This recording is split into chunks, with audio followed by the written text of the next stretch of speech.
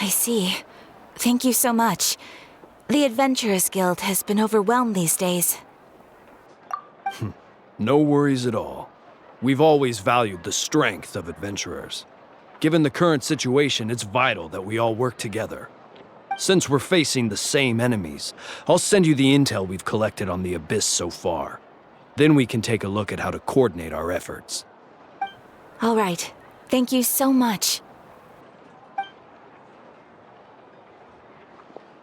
Hi, Catherine. It's us. Got any new commissions? You two have come just in time. I've got some good news. The Pyro Archon has finished assembling her forces and stationed them all across Natlan. Given how the Abyss has ramped up its activities lately, we can no longer afford to act only after receiving news of an invasion. So the Pyro Archon suggested that the Scions of the Canopy and the Adventurers Guild focus on collecting and disseminating intel. That way, we can stay informed of everything that's happening across the land. Once we receive word of enemy activity, we can notify the nearest camp and the stationed forces can take immediate action.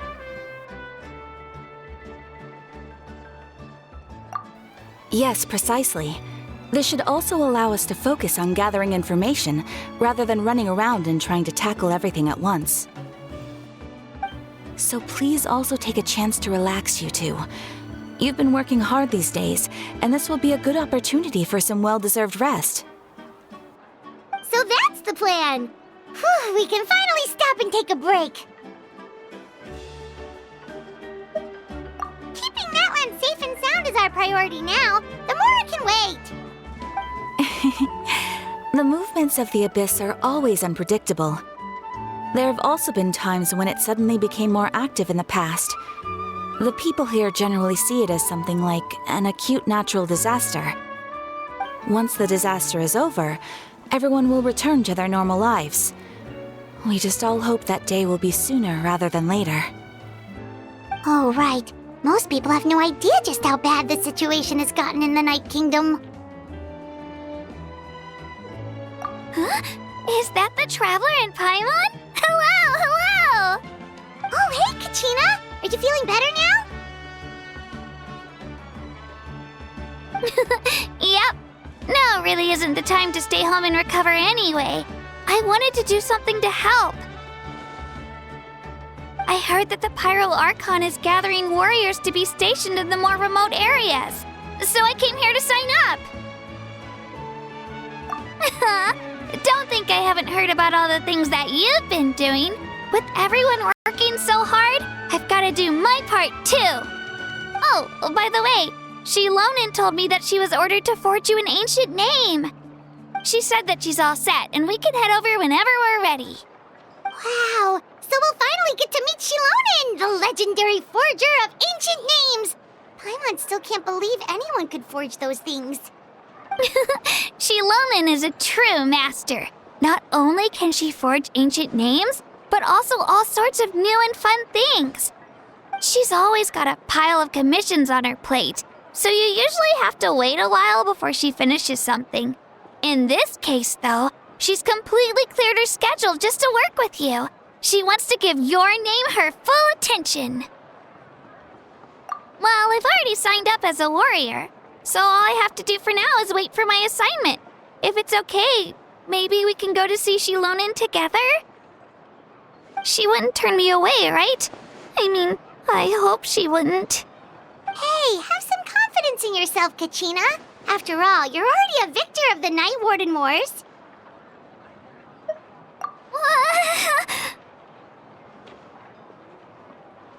On second thought, maybe I'll just find a hole in the ground to jump into and hide for a while.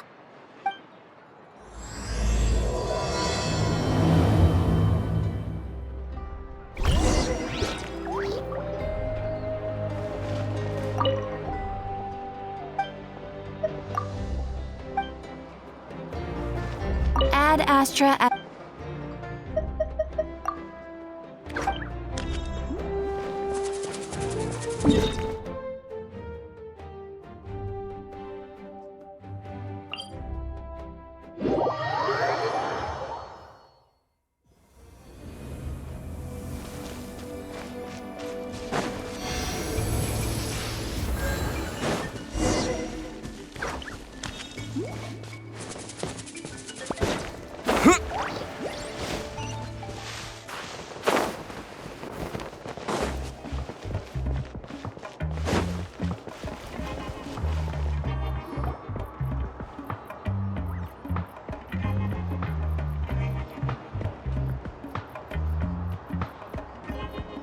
Shilonin, I brought the person who needs an ancient name.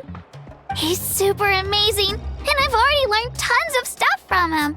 I can vouch that he's really worthy of a hero's name. Ah, yes, so I've heard. So young, and yet you've already got quite the reputation. Wait, are you Outlanders? Yep, we're travelers who just arrived in Natlan not too long ago. No, I mean, I was aware that you're travelers. It's just no one told me that you're Outlanders. Huh? You're saying the Pyro Archon didn't tell you? No, the only thing she said is that a new hero had pledged himself to the plan. But we'd need to forge an ancient name to ensure he'd be able to return safe and sound. And she did mention that it would be quite difficult to forge an ancient name for them, but at the time, I thought she was just commenting on my skills. But I seem to understand where the true difficulty lies now. Are you upset? No, I wouldn't go that far. I'm used to it, really. I just need a moment to process things. The Pyro Archon's requests are always difficult to fulfill, and we used to argue a lot. Honestly, it's probably for the better that she didn't bring this up at the time. Anyway, I can't argue with her if she isn't here, and it'd be pointless to take my anger out on someone else. But, just because I understand her rationale doesn't make me any less upset. After all, she must have known that forging an ancient name for an Outlander is an impossible task. It's impossible? As you probably know, an ancient name is a symbol of a hero's spirit and glory, which grows even richer and heavier as generations of successors inherit it. We forge ancient names by engraving the heroic deeds of an individual who will become the first hero of that particular name. Yeah! I saw countless feats recorded in their adventure handbook. It felt like they could do anything. But they were all performed outside of Natlan, correct? Yeah, that's right. Then those deeds haven't been recorded by the Night Kingdom. To take it one step further, even if you had performed heroic deeds in Natlan, as an Outlander, your actions still wouldn't have been recorded by our lands. Only memories and experiences that have been acknowledged by the Wyab can be used as a basis for an ancient name. Even the greatest of craftsmen cannot create something out of thin air, you know. That's just how it is. Seems the Wyab don't want just anyone to get a name, huh? Mawika, of all people, should know better than anyone, yet she's still entrusted the task of forging the ancient name to me. Oh, Paimon gets it. Nobody's happy being asked to do the impossible. Why do I feel like this has happened before? I think last time, Shilonin just ended up running dozens of laps around the hills nearby. Ugh, don't remind me. Let's just focus on how we can pull this off. How to achieve the impossible. You mean you're already willing to accept the task? Well, what else can I do? What's happened is already done, and it's not like I can outright defy the order of my Archon. If she gave me this order, then she believes the ancient name is an indispensable part of her plan, and that I'll be able to find a way to make it happen. In other words, the order is an affirmation of my abilities. Whoa, not only has she accepted the task, but now she's looking for silver linings? Yeah! Let's see if we can find some special way to pull this off. If we really can't make it work, I'm sure we can still go back and talk to the Pyro Archon, right? The key is getting the Wyab to somehow acknowledge the traveler's existence and record his heroic deeds. We heard the voice of a Wyab when we were in the Night Kingdom before. We even had a whole conversation with her. If we can talk to her again, maybe we can figure something out together. Well, every tribe has their own Wyab. How do we know if the one you met is indeed the best one for us to talk to? Plus, considering the unprecedented nature of this situation, I have a feeling that the acknowledgement of one Wyab alone would probably not be enough. I don't know. That requires a level of knowledge that I do not possess. We need to find a consultant who's an expert on all things Night Kingdom and Wyab. The first person who comes to mind is Lali at the Masters of the Nightwind, the one we call Granny Eatstali. Oh, we've heard that name before. We used her spirit speaker stone to find Kachina's ancient name.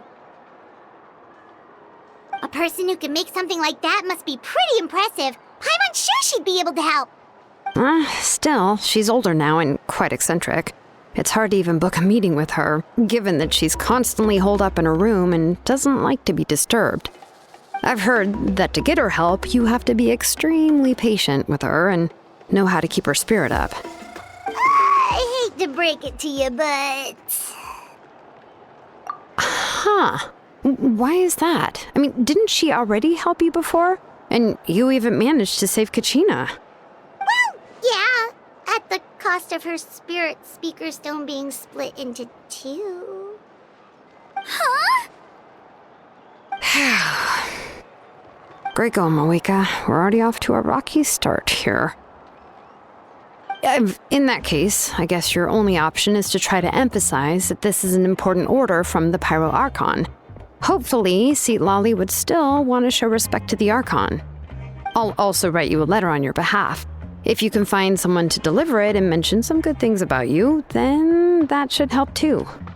Oh, let's ask Kanich to deliver the letter.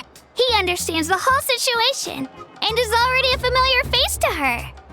Paimon sure hopes a Hal won't interrupt when he's talking, though. All right, Kanich is a seasoned negotiator. I trust that he'll know the best things to say. Great. Then I'll go contact him right now. Please just give me a moment to write the letter, and we can meet up near the Statue of the Seven later. Sounds good. We'll take a stroll in the meantime.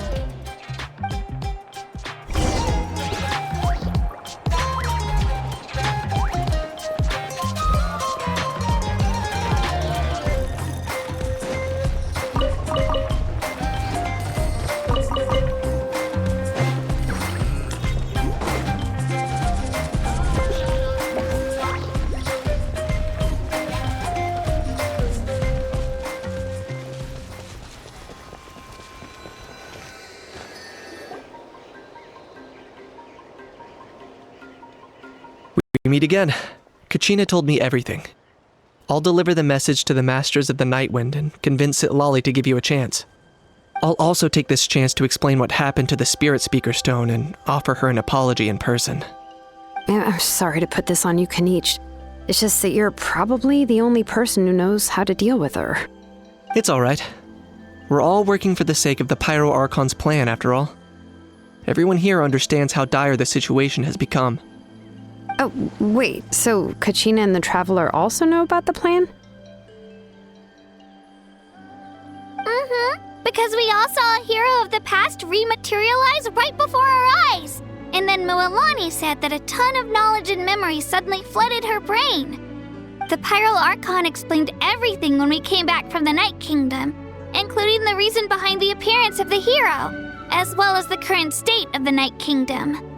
Right. She mentioned there are 6 heroes and that Shilonen is one of 4 that have already been acknowledged. Oh, well, then I suppose there's no need to keep any secrets between us. Having companions walk by your side is perhaps the best solace when facing such a bleak reality. I have another piece of intel to share. We've pretty much identified the person who rescued the captain in the Stadium of the Sacred Flame. His name is Auroron, and he also hails from the Masters of the Nightwind. However, He spent most of his life living out in the wilderness by himself, away from the rest of the tribe. That's why his disappearance went unnoticed. By the time Sitlali finally realized that he was gone, no one had heard from him for quite a while. Lolly knows him too? That's right. Auroron was an orphan raised by the chief of the Masters of the Nightwind and many other kind-hearted people in his tribe. Still, he's had something of an odd reputation his whole life. Odd, huh? Given how the Masters of the Nightwind love to babble about dreams and revelations, they're already a pretty strange bunch to most. I've never met Auroron, but if they consider him the odd one, he's got to be pretty far out there. That's right. So in that sense, Auroron and Sitlali actually have quite a bit in common, which is why they get along pretty well. Huh. Makes sense. But Paimon wonders how Lolly could be the first one to notice Auroron's disappearance if she spends the whole day in her room. As of now, we still haven't been able to confirm whether Auroron joined the Fatui voluntarily, or if he was coerced. Sitlali is probably eager to prove that Auroron hasn't betrayed his people. I plan to use this as leverage when I go to talk with her. Oh, so if I'm following, you mean we'll help her investigate Auroron and the captain's whereabouts? Yes. If you're all on board with the idea, then it becomes a mutually beneficial collaboration, rather than just a one-sided request. Even though I don't think Sitlali is the kind of person to turn down an order from the Pyro Archon, working together with us will help her focus and not get distracted by the whole Auroron situation. Yeah! Plus, we kinda owe her one anyway to make up for breaking the spirit speakers down. This is a pretty well thought out plan, as expected of Molly Poke Nietzsche. Then, I'll leave my letter to you. Let's hope Sitlali can meet at the stadium in 2 days. Sure. I'll head out right away. Take care out there, Kaniche. I'll be heading back as well. There's still a few things I need to pack. Okay, then let's part ways for now. I'll see you in a couple of days.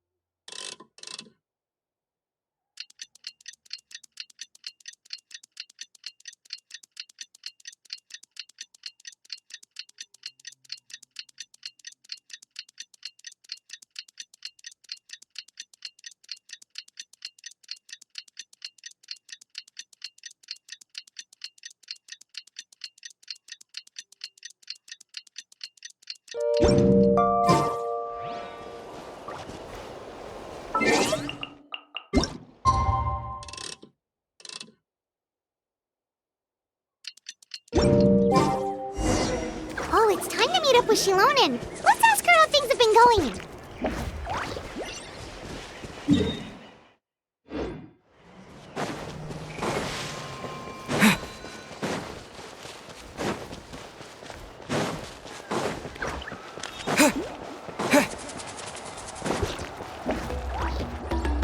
Hey, Shilonen, how's everything going? Oh, hi, Traveler and Paimon.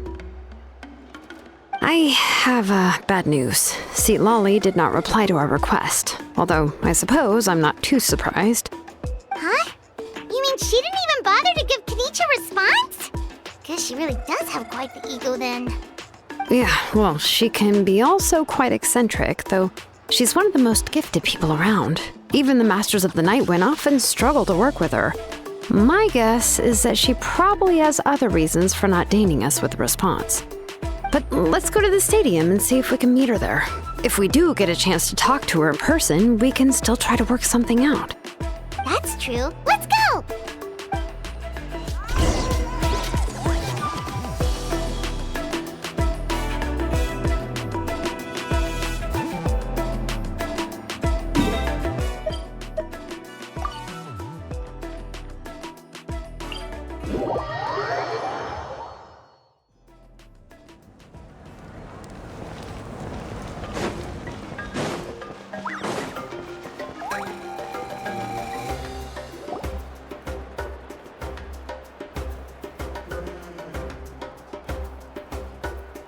Paimon doesn't see anybody.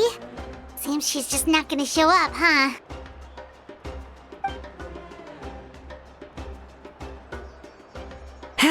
Well, we tried to be as considerate as we could, but she's under no obligation to help.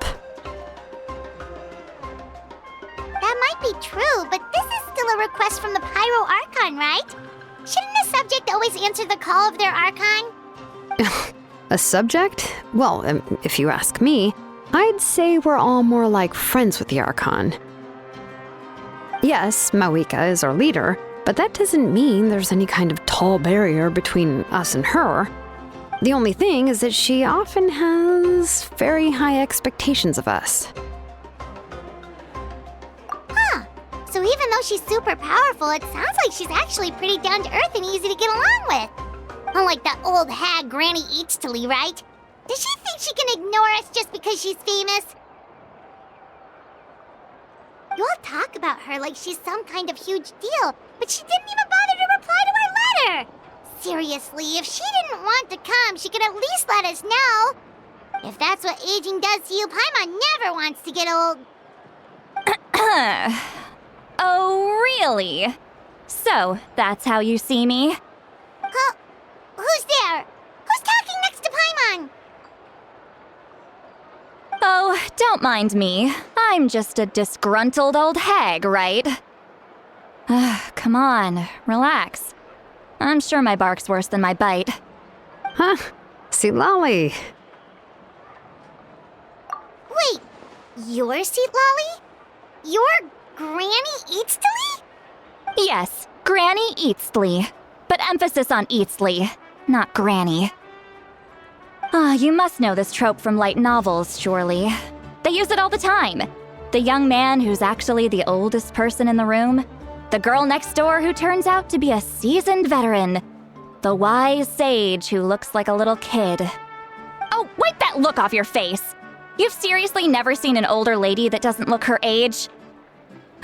Okay, well, don't go thinking it's a trick either. See?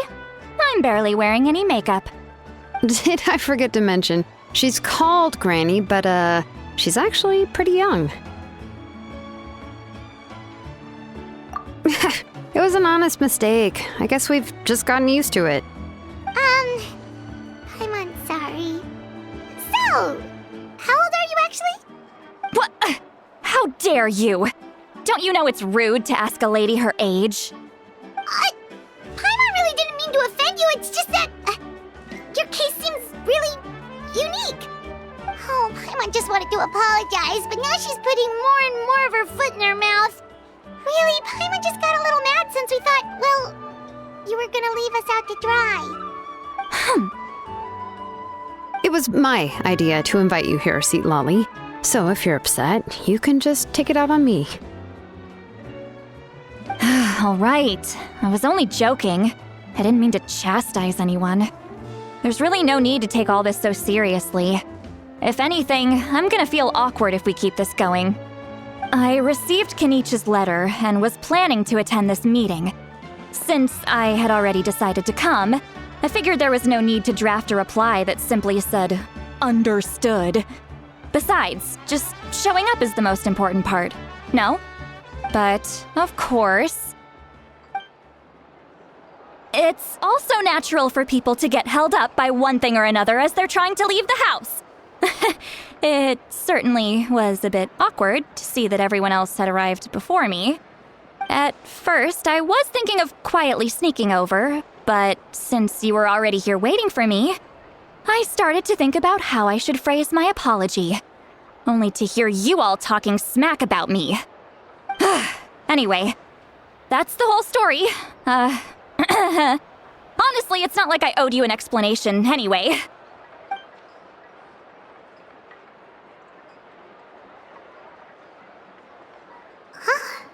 What's with that expression? Was she feeling embarrassed just now?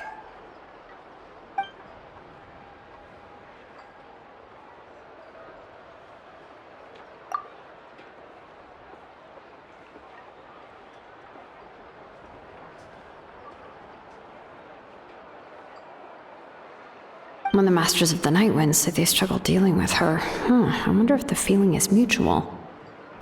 She seems to be pretty awkward herself. Everything she does and says seems a little forced. Anyway, Shilonen, I heard that you require my help in crafting an ancient name. Correct. The situation isn't like anything we've handled before. Let me explain.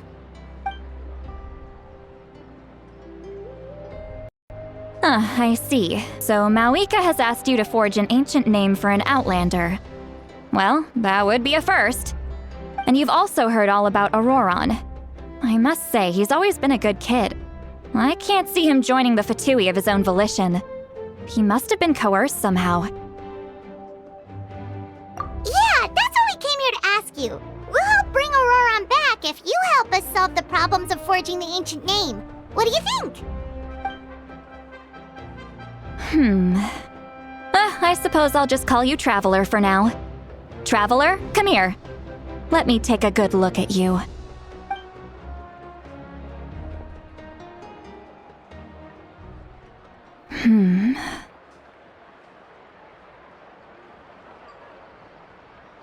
Wealth leads to unending conflicts between people. Yet you alone transcend the value of gold. Baleful thunder and wrathful waves bring terror to mortal hearts. Yet again and again, you've braved them to find new worlds. O weary yet free soul, even the most verdant leaf in the forest will pray for your happiness and safe passage. Those are all the things that I could see in you. You've experienced far more than even most mortals could dream of. You possess the heart of a sincere hero, along with the conviction to lift a torch above your head and walk headlong into the night. Huh? Don't move. There's something here. Huh? What thing? Don't scare Paimon. Is the Traveler gonna be okay? Shoo! That should do it. You've just returned from the Night Kingdom, so some fragments of souls were still stuck to your body. No need to worry. I've just cleared out the last of them. Isn't that kinda like having part of a ghost come back with you? It's nothing as serious as that. If left unattended, the most it could do is stir up some chaos in your mind, and generally worsen your mood. Well, in that case, better to get rid of them. It was nothing. Shilonen, let's follow your proposal. Once you've brought Auroron back, I'll take you to see the Lord of the Night. The Lord of the Night? But don't we need to talk to the Wayab of the tribes? Something this important is beyond their jurisdiction. Only the Lord of the Night can decide whether we can grant an ancient name to one who does not hail from our lands. The Lord of the Night is an ancient entity that rules over the entire Night Kingdom, constantly borrowing the power of the sacred flame to combat corrosion from the abyss. Oh, so you're basically saying it's even more powerful than the Wyab of the tribes. Well, that sort of makes sense, being the lord of the entire Night Kingdom and all. Not exactly. It's not so much that one's more powerful than the other. But never mind. That's not important. It would take too much time to explain. Just listen carefully to what I'm about to tell you. The Lord of the Night is currently in a deep slumber, and we can only communicate with its consciousness while in a trance. In other words, in a dream. But I will need to prepare a few more things if we are to hold a ceremony to achieve the state of the trance. I'll make a list. Can any of you get everything for me? I can go. It'll probably be a long list, so better leave it to someone who knows all the local vendors. Sounds good. Then we'll go with St. Lolly to track down Auroron. Phew, the Fatui are nothing to scoff at, so please, be careful during your investigation. If you need any help, just come find me. Yep, we'll be sure to play it safe.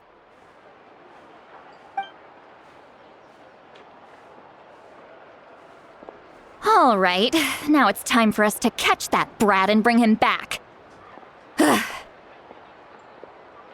I'm sorry I made you wait earlier. It was actually because I decided to swing by Auroron's place to look for clues. He has always lived alone, and I found a broken jar in his house. There was also something off about his phlogiston aphids, which I assume is because their keeper has been gone for quite some time. And interestingly enough, I saw some slash marks in the house that did not match any of our local weapons. My guess is they were left by Snezhnayan arms. Oh, sounds like the Fatui broke into his house and took him hostage. But why would they kidnap a kid who just spends his days living in the country and raising aphids? He's only in his 20s. What would they want with him? That's not to say that I believe he's totally innocent, of course. Since he's the only one who was kidnapped out of everyone in Natlan, he must have done something to attract their attention. In any case, we'll get to the bottom of this once we manage to get him back here. I'm truly sorry to put you two through all this trouble with me. But please help me get him back. You can count on us! All right, then let's start by heading to where Auroron was seen last.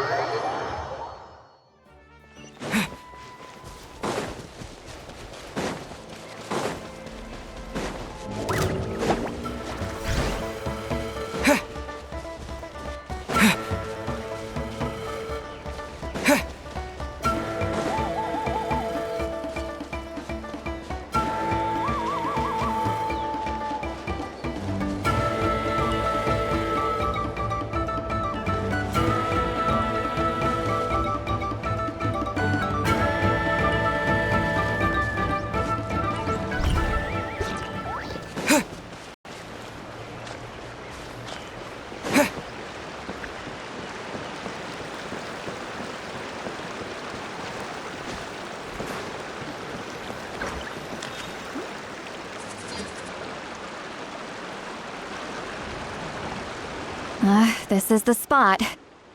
An eyewitness claimed to have seen Auroron speaking to some Fatui soldiers here. I don't know how much you're willing to believe me, but Auroron really is a good kid. I see no reason why he'd suddenly get involved with the Fatui. I'm convinced that what the witnesses saw was actually the Fatui coercing him, or perhaps trying to extract information. However, I doubt anyone would believe me, given there are no signs of a fight. Didn't Kanich say that she's a big name in Natlan? Feels kinda weird to see her so frustrated and helpless like this. Auroron? Well, He was left at the side of the road as an infant, and the people of the tribe took him in. You could say that everyone had a hand in raising him. He learned a lot from us, and once he reached adulthood, he built himself a house out in the countryside. He spends most of his days growing vegetables and raising aphids, living off of what he harvests from the garden. He's always been such a good kid. He would even get his friends to deliver whole bags of fresh produce to my place.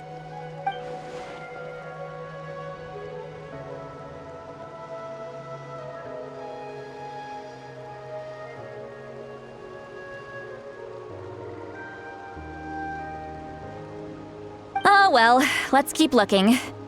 He can answer all of our questions once we find him. He's been raising phlogiston aphids for a long time, and since they were disturbed, they secreted a special type of phlogiston. We can use that substance to track his movements. Let's follow the phlogiston trail. Huh? What trail? Paimon doesn't see anything. Oh, right.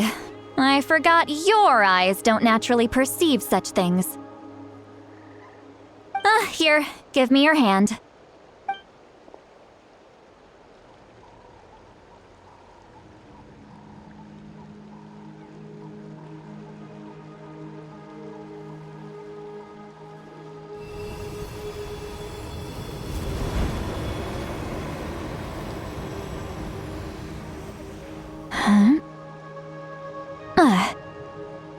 How about now? What do you see?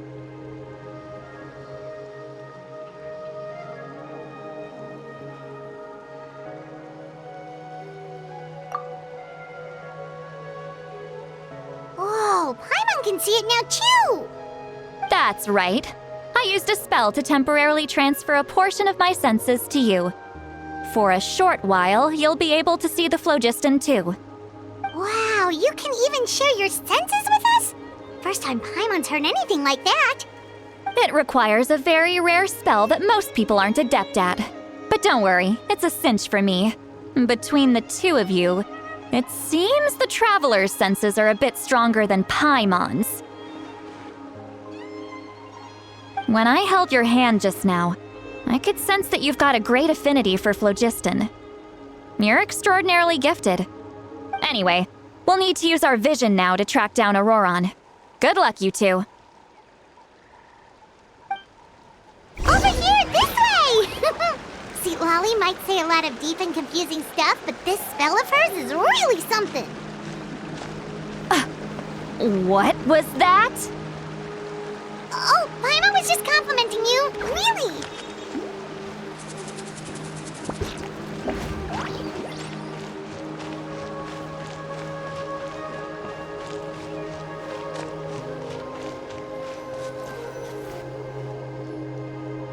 What does she mean by deep and confusing? As far as elderly shamans go, I'd say that I'm already pretty easy to talk to. Is there any other old hag who's as fluent in the language of the youth as me? But is my way of speaking still not trendy enough? I've already tried my best to match their speech patterns. But given the looks on their faces just now, or perhaps I'm still not fashionable enough? But that can't be, right? Don't tell me they're still getting the impression that I'm super old-fashioned. Huh?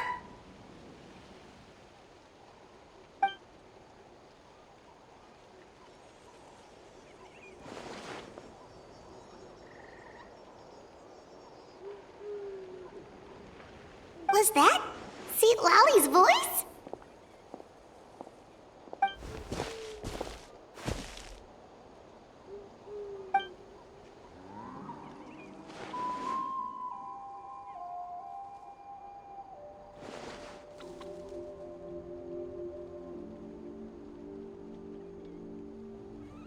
Now that I think about it, it's a good thing I found some helpers this time. Some things are best done with the help of friends.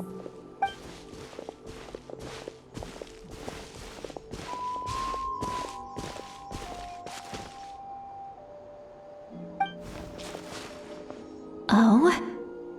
They appear to be feeling quite confident. Looks like our work will go smoothly.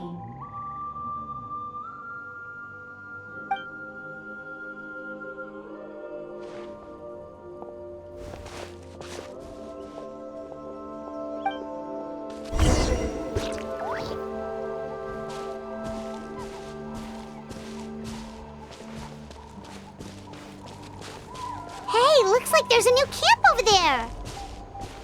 Let's go take a look. That little brat, I swear. I just hope he hasn't gotten himself into any real trouble.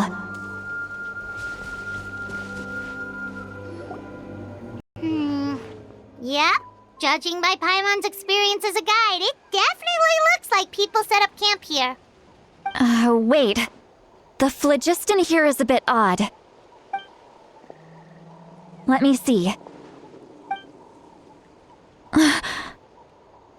Paimon sees a small shape here. Could it be some sort of symbol? This is a distress signal for the Masters of the Night Wind. Only someone from our tribe would recognize it.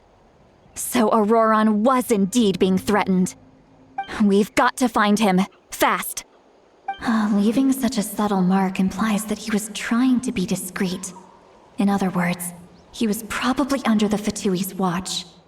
If they notice us, we can just charge in and fight them to the death. But what if my darling grandson is also there? I can't have him caught in the crossfire. No, I've got to be careful. Otherwise he'd get hit as well. How annoying.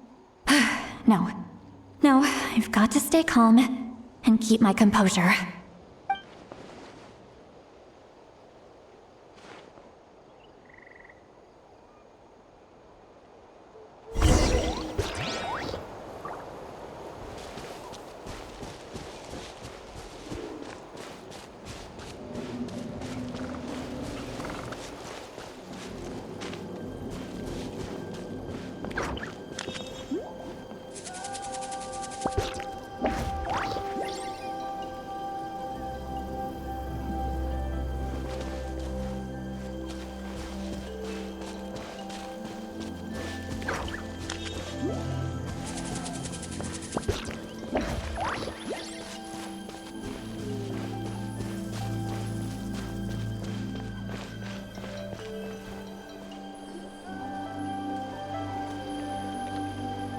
There are traces of people in here too.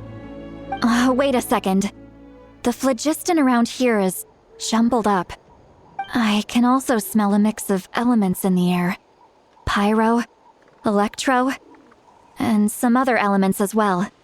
Kanich told us that you were super amazing. No wonder you can sense so many more things than us.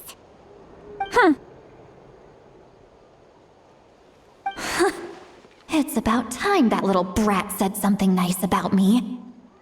There are signs of a struggle here. Judging from what's left on the scene, there must have been a fight. But after that, the factions seem to have gone their separate ways. Both the phlogiston and the elemental traces in the air support that. Do you still remember the little mark we found before? Paimon's thinking, what if Auroron wanted to leave another distress signal, but was caught by the Fatui?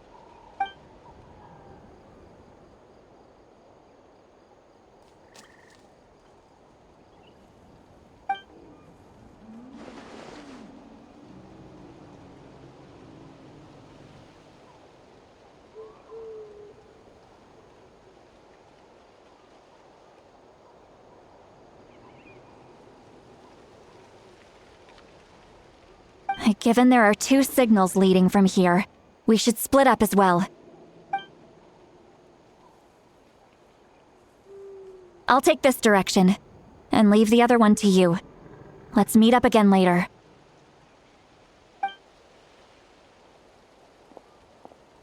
Auroron, what the heck were you doing?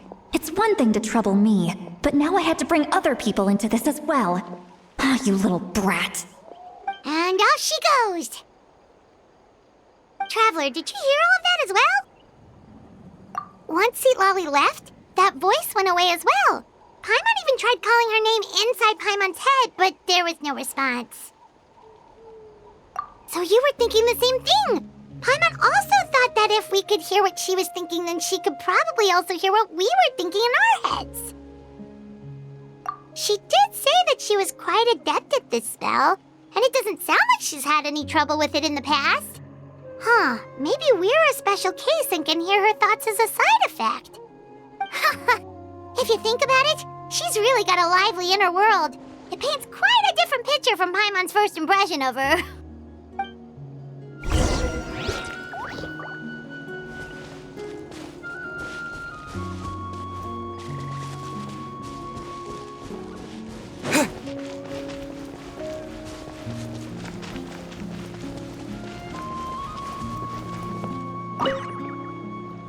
Don't think there's anything here. How about we check out somewhere else?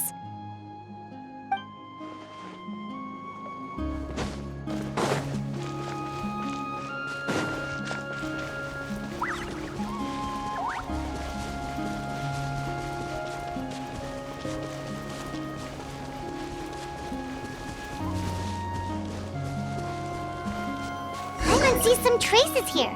Let's follow them and see if we can find anything up ahead.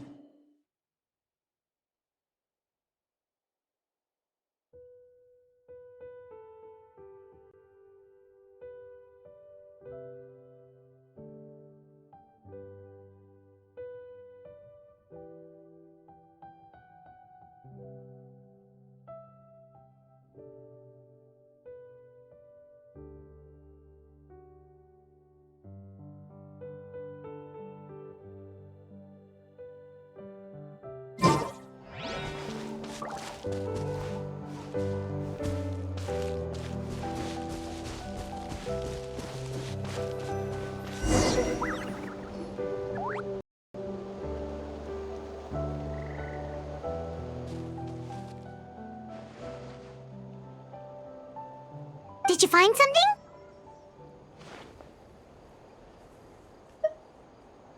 Huh. So we can't tell where Auroron might have gone from here. That's weird. The phlogiston trail suddenly stops. We can't make anything of these footprints either. But he can't have just evaporated into thin air, right? We know he wasn't alone. He had all those Fatui with him.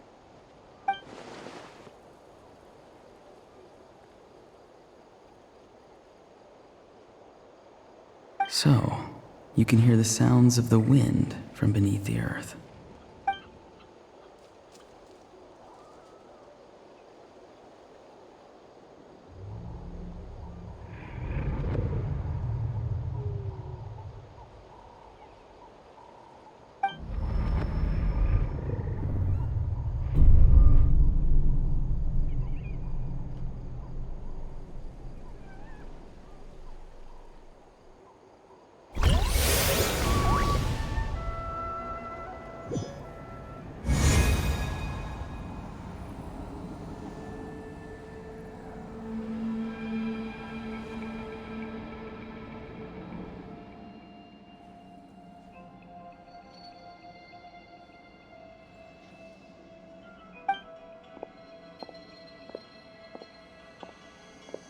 I'm very sorry, but please do not move. I have no desire to hurt you. I apologize that our first meeting has to take place like this. It's just that you're much like one of those animals with ears that perk up as soon as it senses danger in their environment. And given your combat proficiency, I would not have been able to gain an advantage over you if you were anywhere else in the world. However, you're now in the Night Kingdom, a familiar domain to the Masters of the Night Wind. Hello, traveler. I'm Auroron, the one you've been searching for. Ah, the Fatui's custody. I see. So even Granny has told you that I was coerced by the Fatui. I'm afraid you've been brought here by a lie, like a false omen in the lingering smoke. My friend and I only left those traces to lure you here. Deceiving you was never our true intent, however. It was simply the fastest and most feasible way for us to set up a meeting. Greetings, traveler from afar. Be careful with this traveler. His soul is temporarily restrained by us, and it appears to have become more fragile in the process. It's taking all my concentration to hold on to him. It was I who tasked Auroron with leaving the traces to lead you here, and I who used the Master's ritual to bring your soul to the Night Kingdom.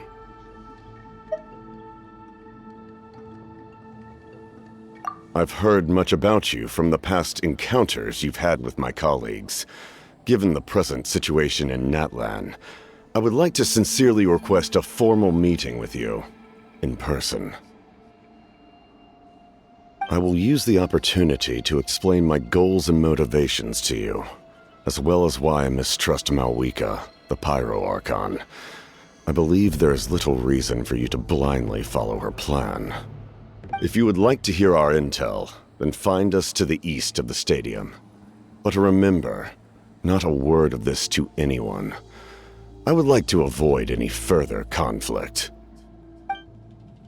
You will see me again once you return to reality. No matter what I say, please, help me keep this a secret. This is all to avoid dragging Granny into this conflict.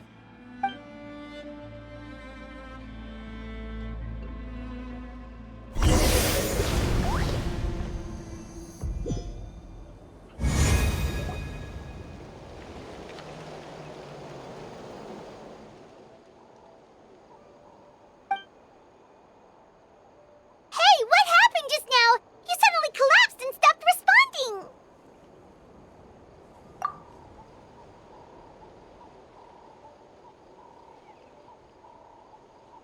Hey, why are you sitting on the ground? Are you okay?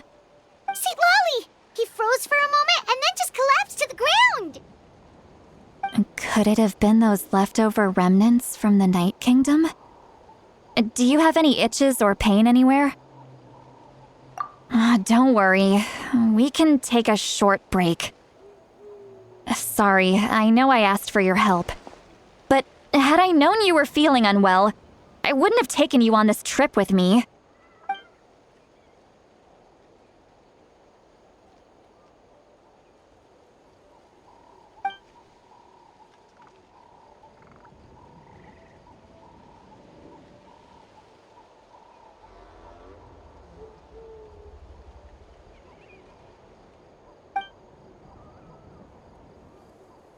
If you're feeling sick, you should just say so.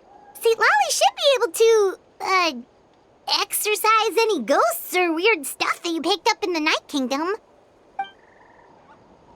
A seasoned traveler must know the importance of not pushing yourself beyond your limit. If you need anything from me, just say the word.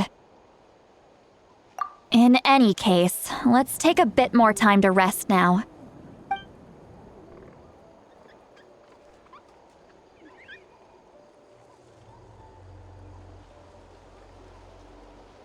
Need to be more careful next time. Feeling better yet, Traveler? All right, let's get ready.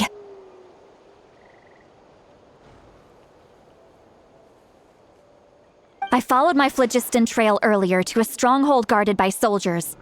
I have a feeling that Auroron is probably being held inside. Oh, so it's close by. Then let's head over right away.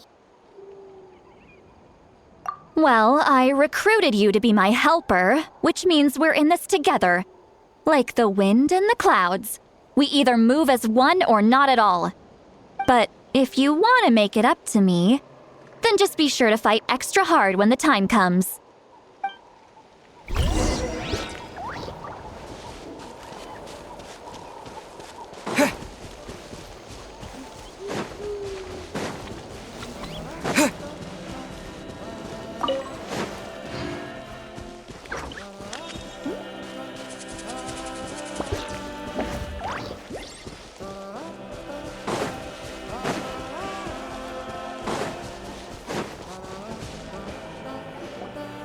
Look over there.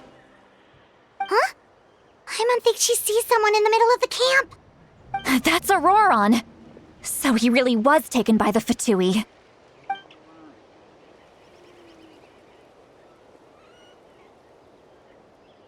All right, we'll take the lead.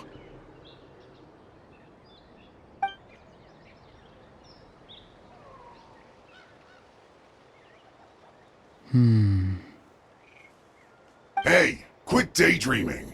Don't you have work to do? I cannot see the sun. What? Without the sun, I cannot see the truth. You are currently blocking the light, so I must beseech you to move aside. Huh? Okay, Mr. Philosopher. That's enough mumbo-jumbo. Wow. I'm going to rip that guy's head right off. See, Lolly's struggling to control her temper now. Are you ready? Let's go kick their butts. On my count. 3, 2, 1! Still trying to resist? You've got no idea who you're up against! Back into it!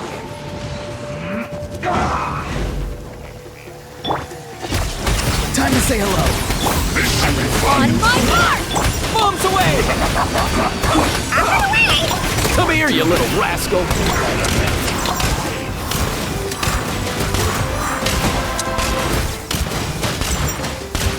Let's end this quickly. Time to go.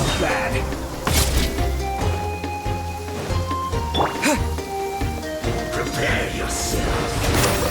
Be free. Go. You're free now. Quick as a flash! Mind your step!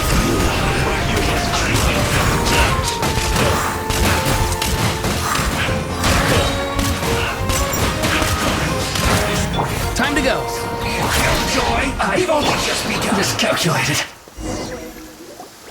Auroron! Granny! Paimon knows she's called Granny Eats to Leave, but it's still kind of weird hearing someone actually call her Granny. And greetings to you too, Gramps. What did you just call him? Gramps? Is that not right? You're Granny's friend, are you not? You seem to be approximately the same age as her, so I figured you've got to be Gramps. How many times have I told you? It doesn't work like that. There are a lot of people who look about the same age as me. You can't go around calling everyone Gramps or Granny. Oh, wait. He's not a child, is he? Don't tell Paimon he's one of those people who look like an adult but are actually only 8 or 9 years old. Oh, your words have pierced my heart like a thorned vine. Given how hard those thorns are to remove, I may just need to find a pair of tweezers. Why are you so upset? You can just say yes or no. Of course I'm not a child. It's just Granny always taught me to show gratitude where it's due. And since the Masters of the Night Wind raised me collectively, I basically see everyone above a certain age as an elder I should look up to.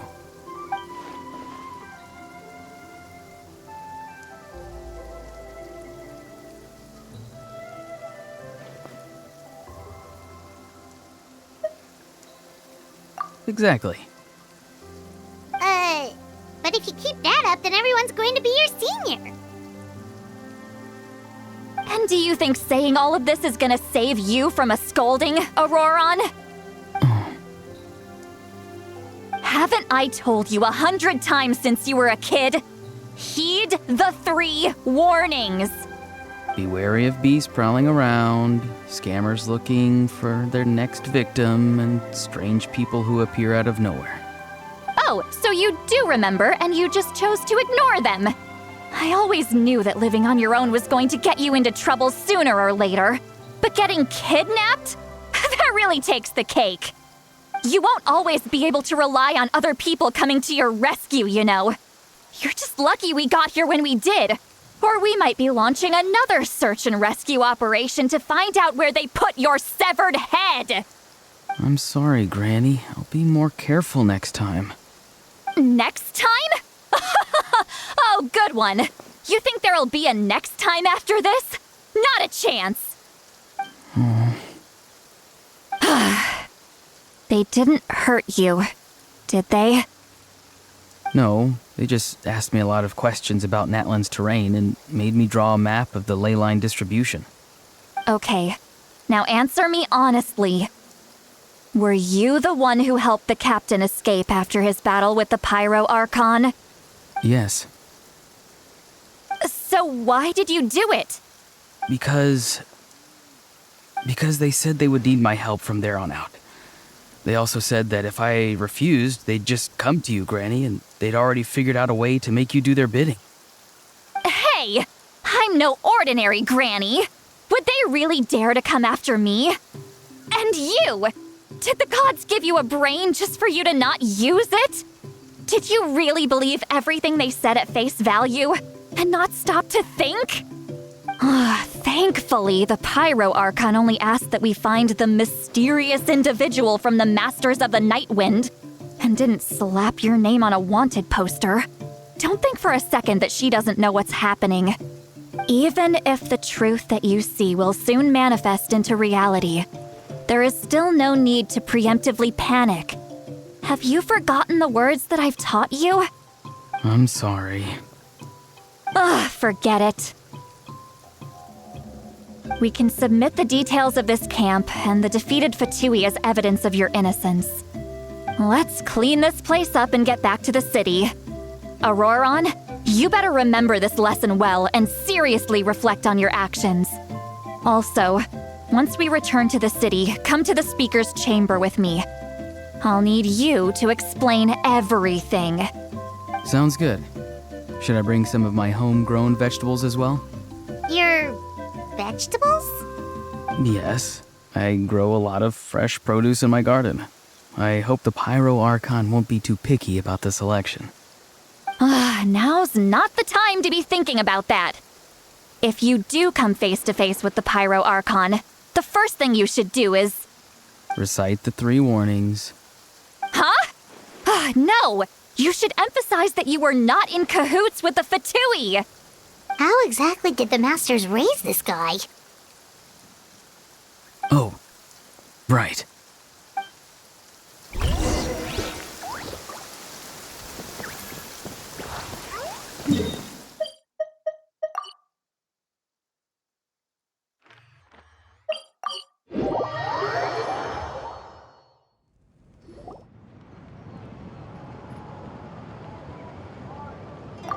I see.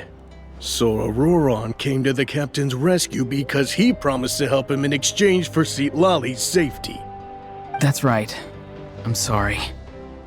Now that you know Auroron was only trying to protect another member of his tribe, could I ask you to petition the Pyro Archon for her forgiveness? We'll give her a full report. We'll let you know once she's reached a decision. Will I need to stay here? Technically, yes. But if Miss Lali is willing to serve as your guarantor, then we can release you from custody. Sure. I'd be happy to do that. I don't have any more time to waste here. I still have other things to do. Understood. Thank you very much. Mr. Auroron! Please report back to the Speaker's chamber as soon as you've received notice of the Archon's decision. I understand. Thank you. And thank you too, Granny. Well, at least you won't need to hide your face anymore. Traveler, Paimon, thank you very much for your help. And don't worry, I haven't forgotten about my side of the deal. Once Auroron is settled, I'll go talk to Shilonen and get started on forging an ancient name for you. Oh, thank you. You scratch my back, I scratch yours. It's as good as done. You can just go twiddle your thumbs or something while you wait for the good news. Bye for now. Come with me, Auroron. We've got to find you a place to stay for the night. Goodbye, Gramps.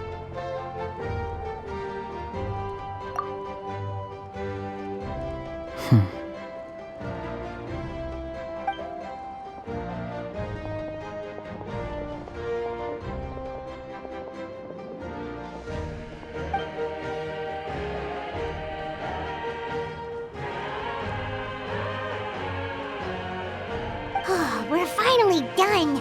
Alright, it's time to find some grub. Huh? What is it, Traveler?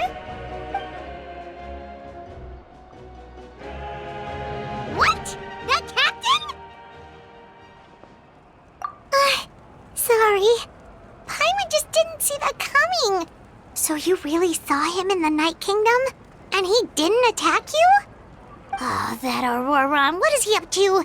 He sounded earnest enough just now. Paimon would have never guessed anything was happening. All that stuff about protecting Seat Lolly and being forced to help the Fatui when he's actually been a willing accomplice all along. Yeah, you're right. Still, Paimon appreciates you telling her about this. Paimon will support your choice no matter what, so if you want to go, we can go together. We still have another whole day before the meeting, so we'll just meet with them when the time comes.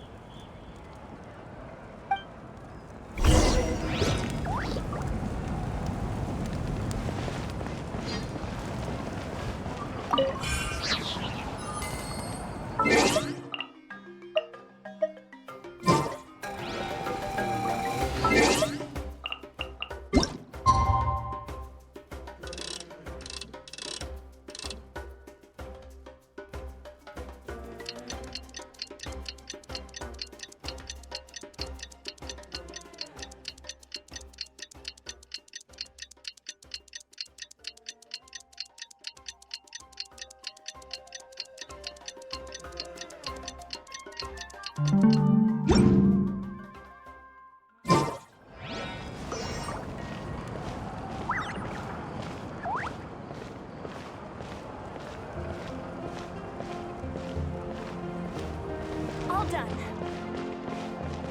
How are you getting along? All done with your work?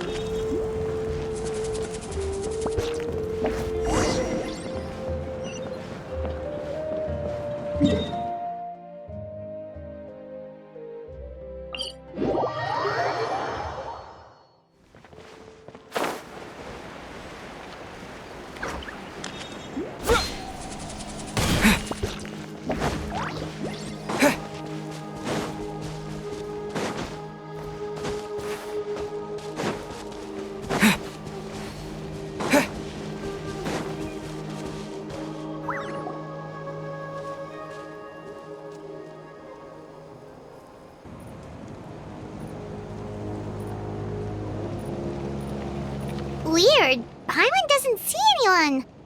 Oh, please don't let this be a trap.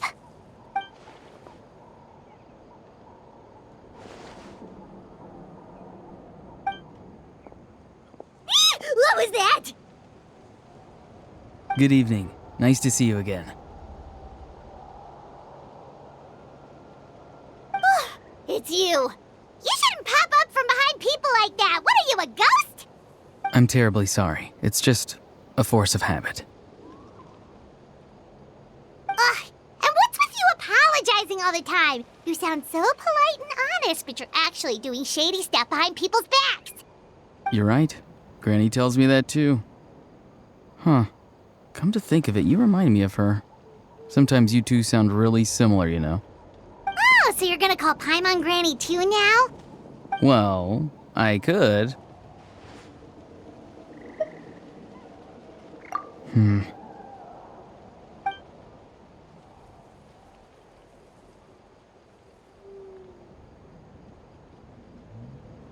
It's all clear. Over to you. Excellent. The fact that you showed up proves that I was right about your character.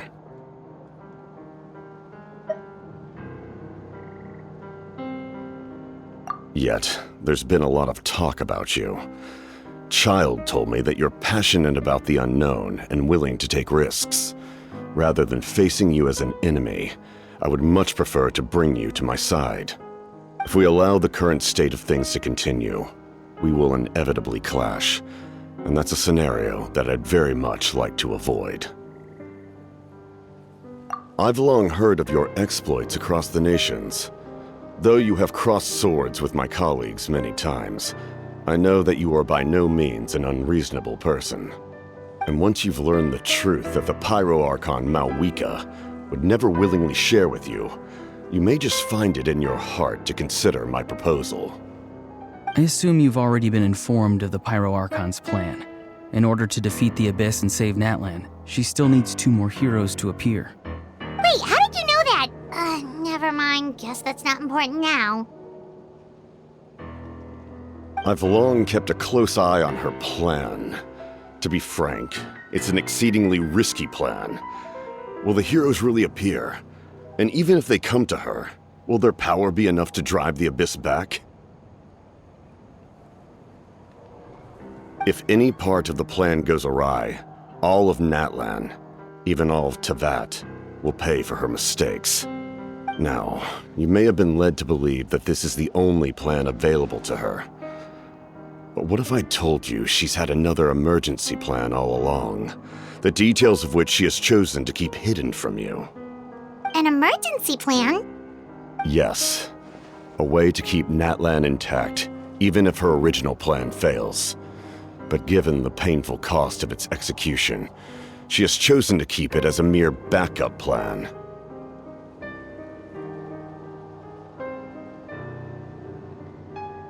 Whether this stems from hesitation, fear, or even naivete, I cannot say. But Natlan cannot afford to wait until she comes to her senses.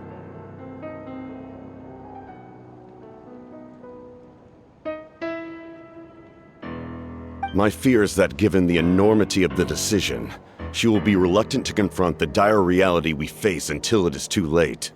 There will be no time left to execute the backup plan, and all of Natlan will be lost to the Abyss. We have to make the decision for her, here and now. Yeah, do you have any evidence for all this? Just telling us a bunch of scary stuff isn't enough, you know. Besides, wasn't it you who tried to seize the Gnosis for the Tsaritsa plan?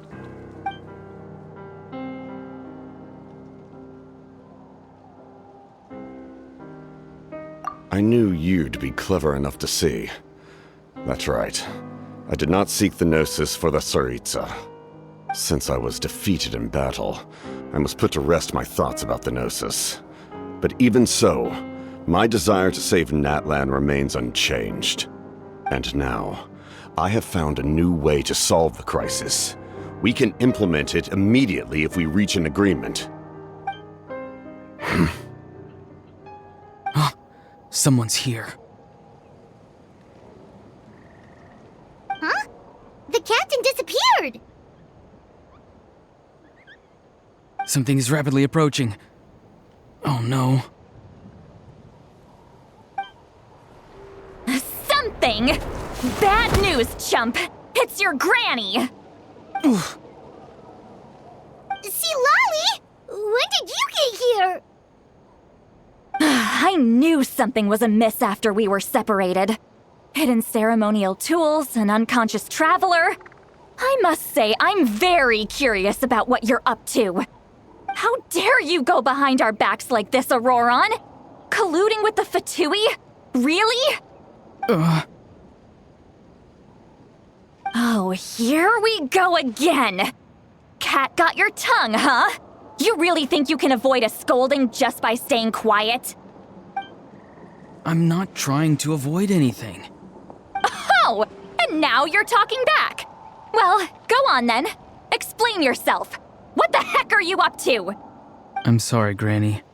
I feel so guilty. You!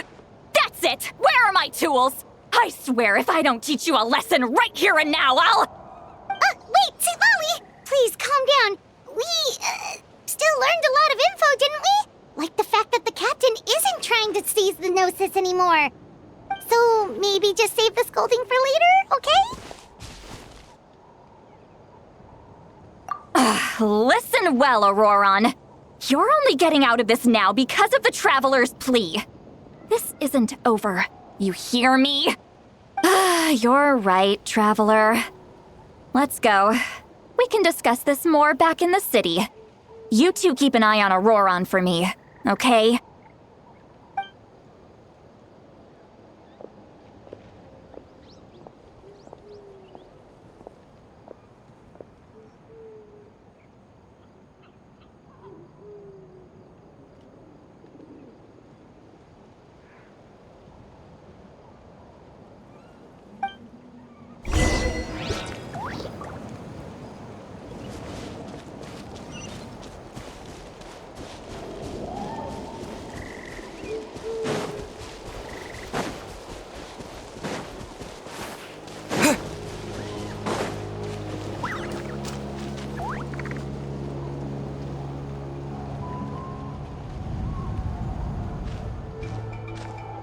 In all my years, I've never had a child cause me so much grief.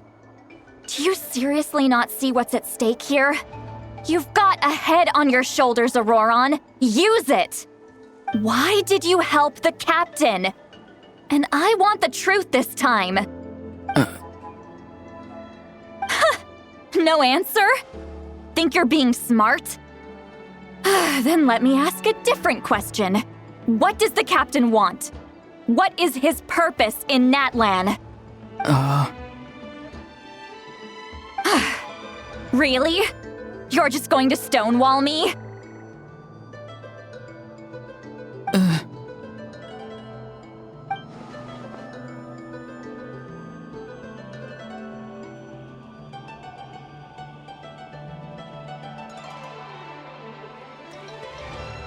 Just use your brain for a second.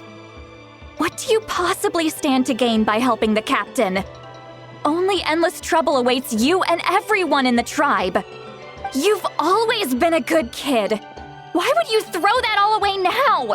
If you're worried about something, just talk to me.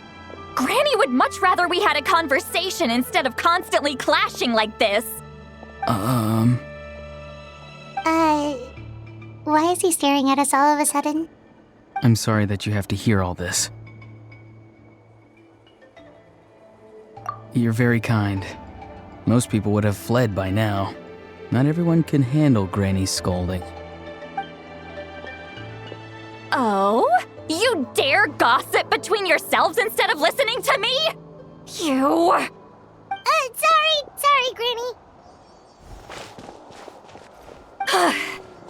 Sorry, Granny. Sorry, Granny. You know what? Fine. I'm perfectly aware that everything I say goes in one ear and out the other. You're all grown up now, so why would you listen to an old hag like me?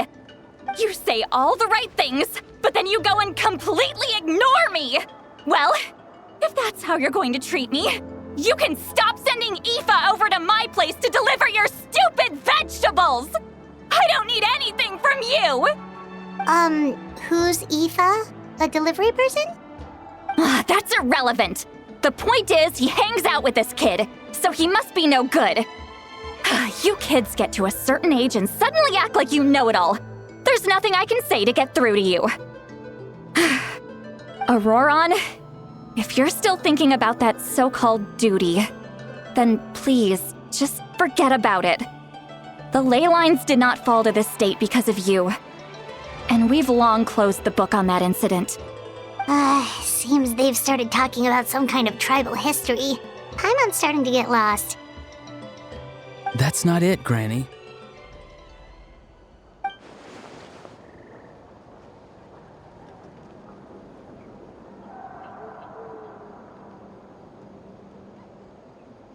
I know you tend to get down on yourself when you're upset, but I can tell I really hurt you this time.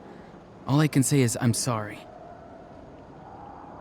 His voice. Auroron! Where have you gone?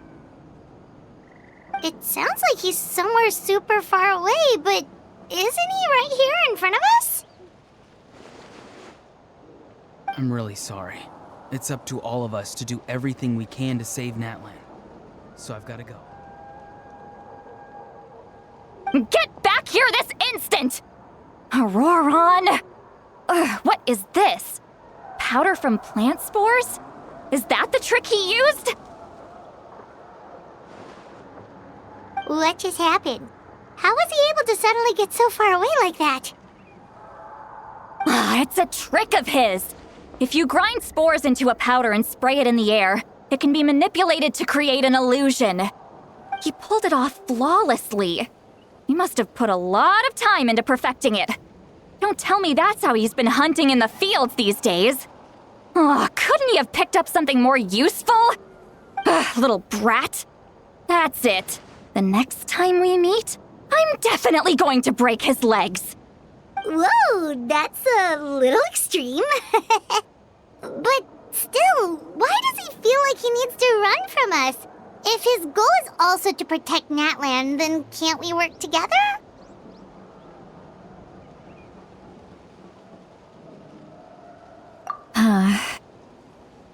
I'm sorry for interrupting your conversation with them earlier.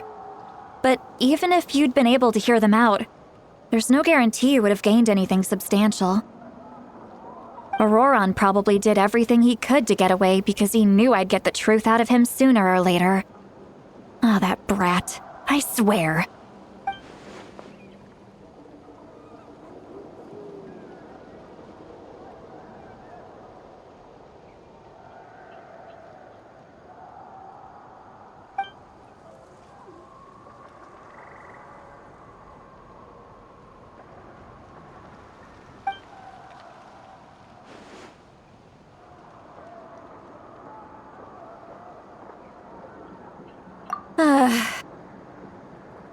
We've got quite a long walk back to the city.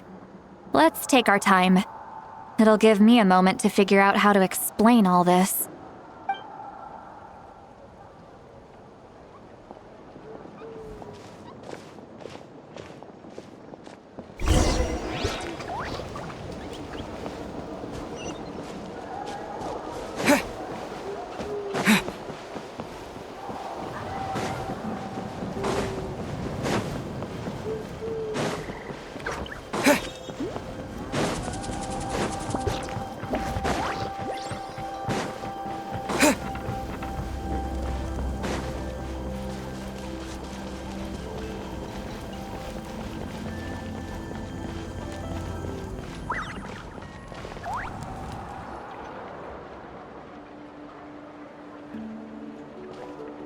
Do you two have some time? Feeling hungry? How about we get something to eat? Oh, right. It's been a while since we last ate. Now that we can relax, Paimon just realized how hungry she is. Then let's go. We can find somewhere to sit down and talk. Food and drinks are on me.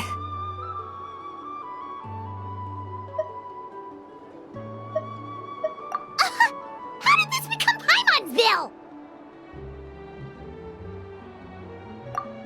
Sweet Lolly looks quite down on herself.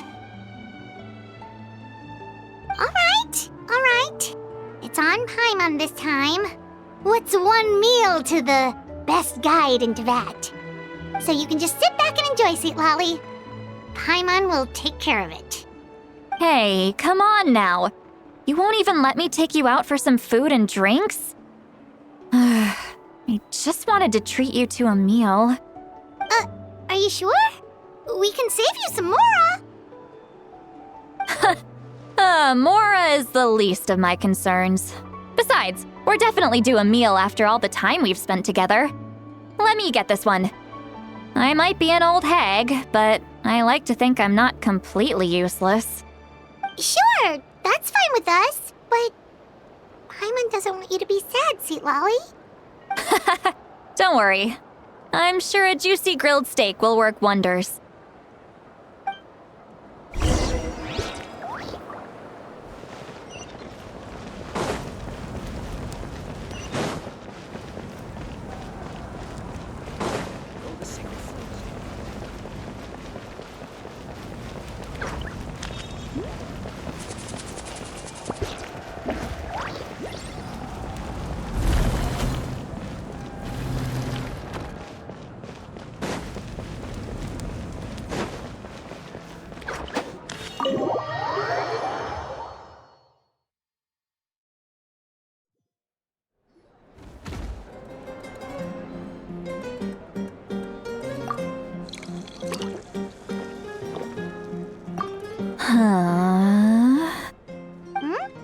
What are you looking at? Do you see two people standing by the door?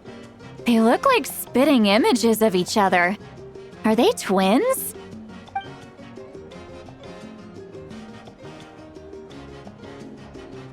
But Paimon only sees one person there. Huh? How could that be? I guess my mind isn't as sharp as it used to be. Give me another bottle, boss! Do you think she's drunk? There you go, miss. Oh my, it's not every day you get to see Granny Itzley here with some friends. Not to mention ones who've made a huge name for themselves recently. Oh, so you've heard of us? Of course I have. Aren't you the ones who saved Kachina and brought her back? No wonder you hit it off with Granny Seedlolly. She wouldn't spend time with just anybody, you know. I don't even remember the last time I saw her with a new friend. Wait, so you call her Granny too? Well, given our ages, it'd probably be more accurate for me to call her my great-great-granny. She's one of the most famous people at the Masters of the Nightwind. Most days, hardly anyone even dares talk to her. Huh? Gossiping about me right in front of my face now, are you, Chonka? Oh, please, Granny, I wouldn't dare. I'm just beyond happy to see you bring over some new friends. After all, any friends of our regulars are sure to be great customers too. All right, that's enough. Go on now. I'm sure the other customers would like to talk to you as well. There's no need to keep staring at me. I promise I'll keep my alcohol down until I leave. Well then, you have my thanks.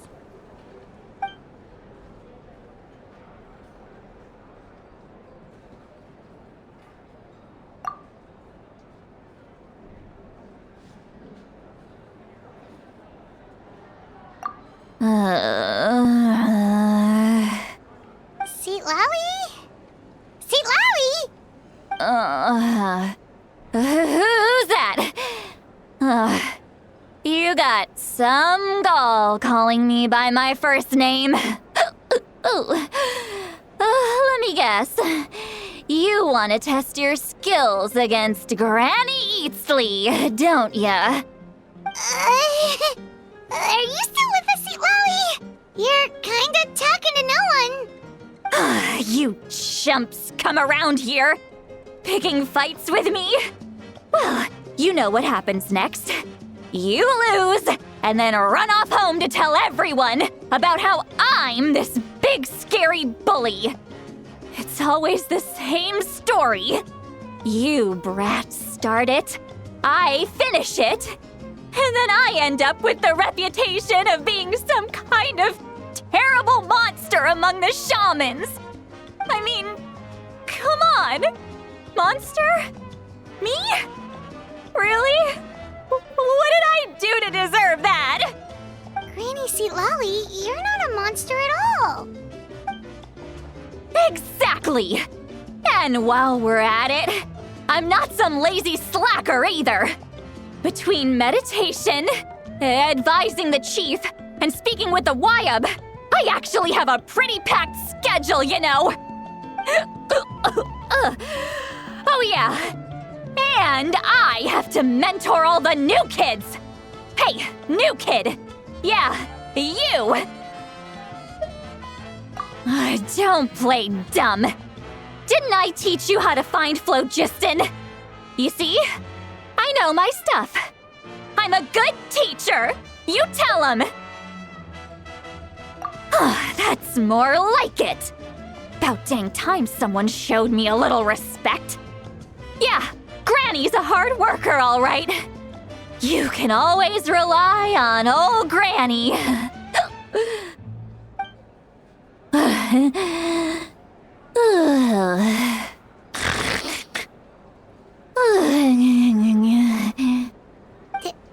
Did she just fall asleep with her eyes open?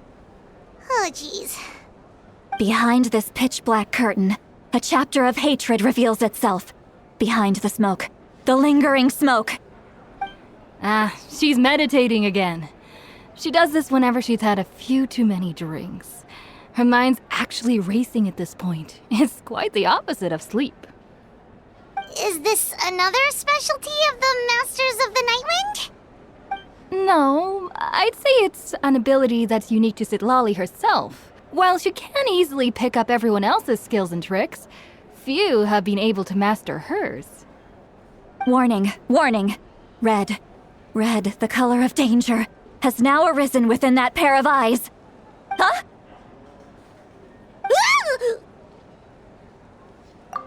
Traveler? Paimon? What's wrong? I'm gonna hurl. Hang on, just keep it in. Phew. Okay, it's passed. That was a close one. You had Paimon worried. Paimon really thought you were about to barf all over the table just now. How embarrassing. I'm sorry you had to see me like that. That's never happened before, I swear. I've never thrown up, not once.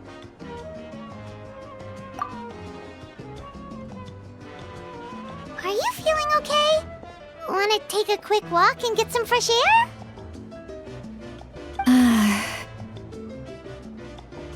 There's so much that I want to say, but I can't.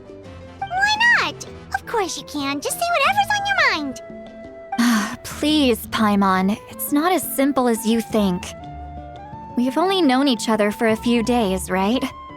What would you think of me if I were to start dumping all of my complaints on you after we've only just met? Oh, Paimon gets it. You're hoping that we wouldn't think less of you no matter what you're about to say. No, that wasn't my point at all! Seriously, don't you youngsters know anything about shame? I'm talking about shame! I've lived all these years and still can't get rid of it! Surely, you know the feeling too? Actually, about that. Huh? Tell me what? Yeah, this is as good a time as any.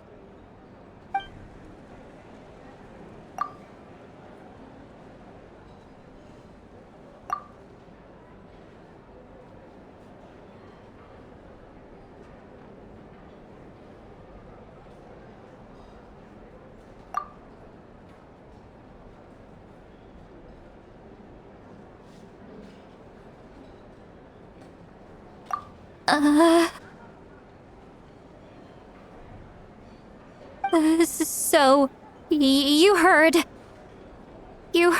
my... It's okay, Citlali.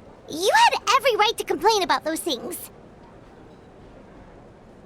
I can't take it anymore! Why do these things happen to me? Hearing me mumble under my breath is one thing, but hearing what I mumble in my own head? That's too much! It's just like when you're rolling on the floor in your pajamas, but you forget to lock the door, and someone bursts in to deliver cabbages and sees the whole thing! So that, happens to you a lot?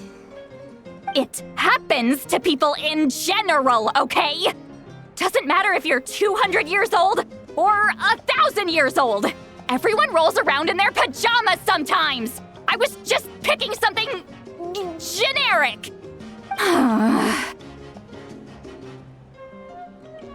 Take a walk with me. I have things to share with you. Looks like she's completely given up. Like those criminals who just confess everything and accept their fate.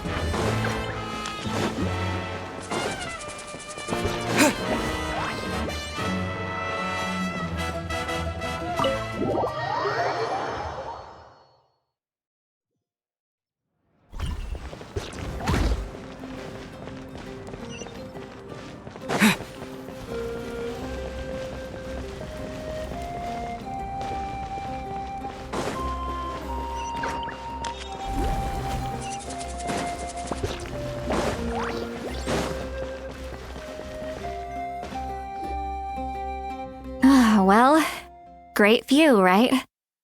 I love coming here by myself. Wow, it's beautiful! You're making me want to cry. Oh no, what do we do? Please don't cry! I was an expression, okay?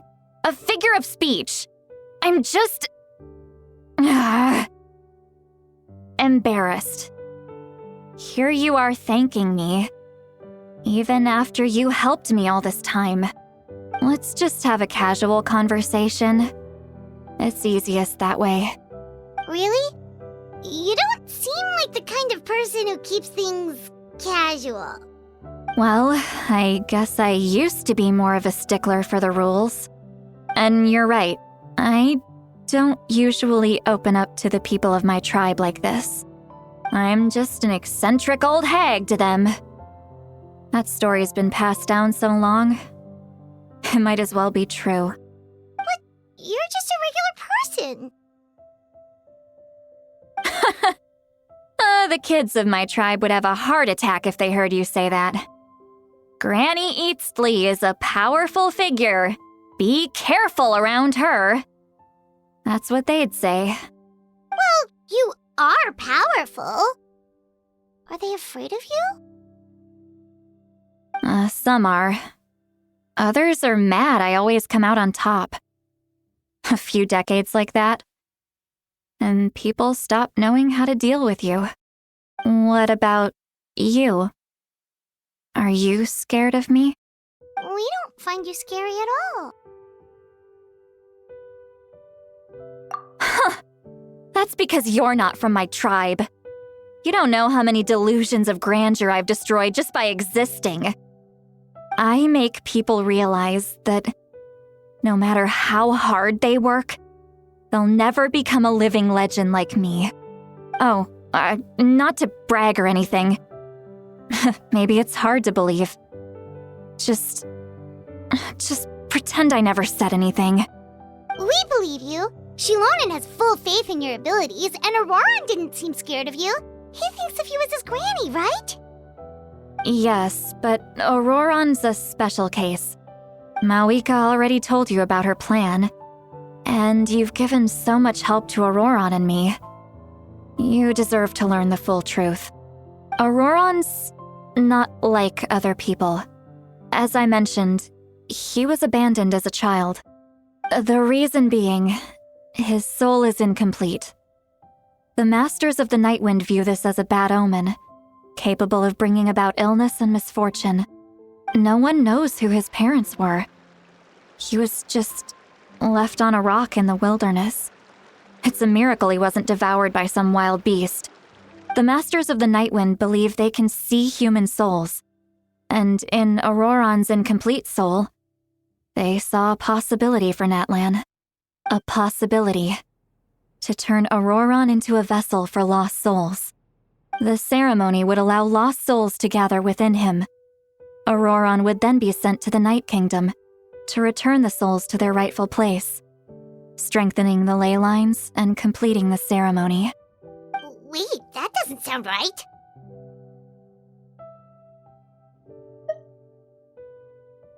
Now you see the problem. When damage occurs to the Night Kingdom, the souls held within disperse and remain adrift, unable to find a way back to the ley lines. This loss of souls damages the Night Kingdom even further. The ceremony can send back countless souls at once, which would benefit the Night Kingdom and the souls themselves. Of course, the vessel, Auroron, would be sacrificed in the process. I wasn't surprised the chief at the time came up with the plan. The ley lines were already in a terrible state. A suitable candidate for the ceremony appears, and now you have the chance to make things better. Of course you're going to take it. When the chief asked for my opinion, I didn't give my approval, but I didn't object either. So they went ahead with the ceremony. It failed, and Auroron escaped with his life. Pathetic, isn't it? By not objecting, I basically gave them the go-ahead. Maybe they didn't have my explicit approval, but it's not like I did the right thing. If the ceremony was successful, Auroron would probably be dead. Of course, in my tribe, death is rarely something to fear. But what kind of message would we be sending by sentencing a newborn to death? By using a human life as a tool? It's not right. So, when I learned the ceremony had failed, I was ashamed by my inaction and absolutely relieved by the result. The plan was never a secret. Or, I guess I should say, there was no point to keeping it a secret. A simple investigation from Auroron would reveal everything. Everyone thought he would be happy he survived, and he never really said anything to the contrary. But just as I was about to put all of it behind me, he asks this question. Would Natlan have been saved if the ceremony succeeded? Wait, but it's not his fault. He knows that, but he still feels guilty. Auroron has a strong ability to perceive souls, more than any of us. He understands just how dire the situation with ley lines has become. Maybe he chose to work with the Fatui because he still thinks he owes a debt to Natlan. I can only imagine what they told him. Traveler, didn't the captain say he found a way to solve the crisis? Maybe that's what brought Auroron into this.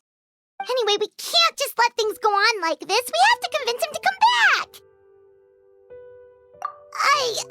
You don't look so good, Sweet Lolly. Maybe you should head back and get some sleep.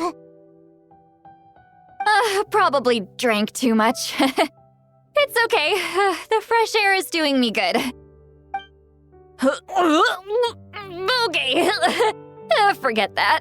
I need to go home. I hit it a little too hard. You've helped me so much already. How do I even begin to thank you? Hey, we're friends, aren't we? Besides, you already said you owe us a favor, so you don't need to worry about us. Good point. Well, I'll go home and get some sleep. We can figure out our next move in the morning.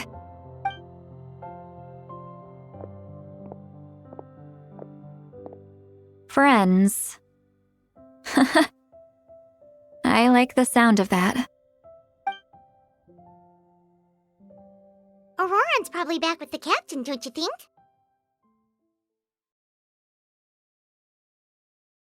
You mean about the backup plan?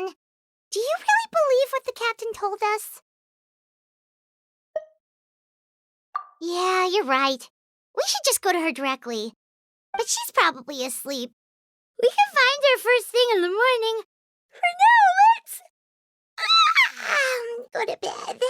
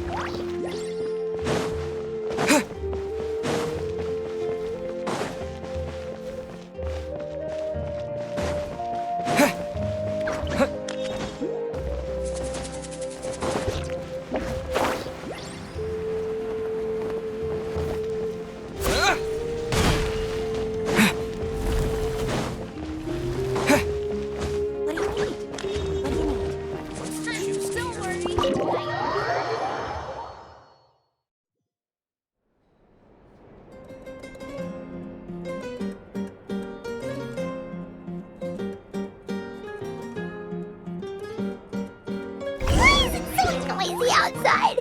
Pirates still half asleep. Well, guess we should see what's going on.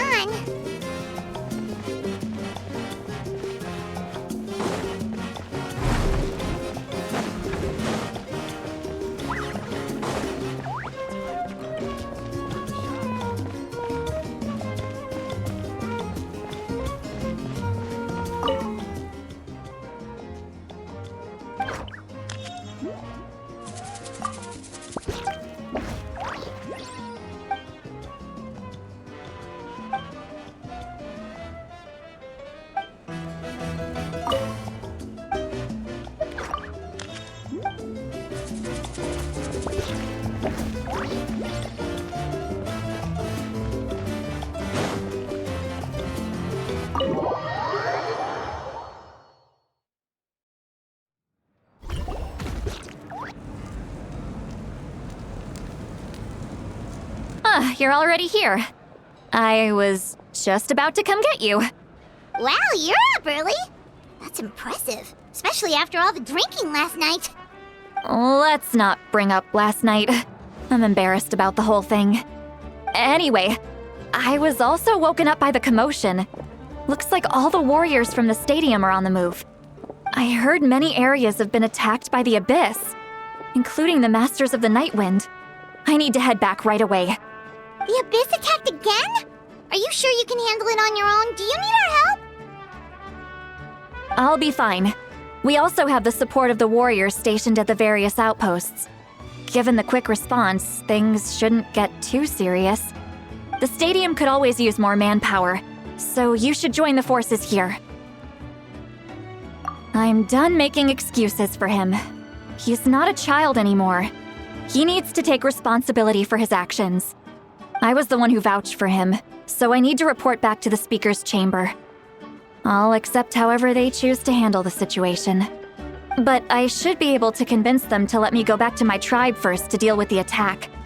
As for the ancient name, once we handle this crisis, I'll talk to Shilonen right away. Don't worry, I never forget a promise to a friend. Thank you. All right, I need to start heading back. She left in a hurry.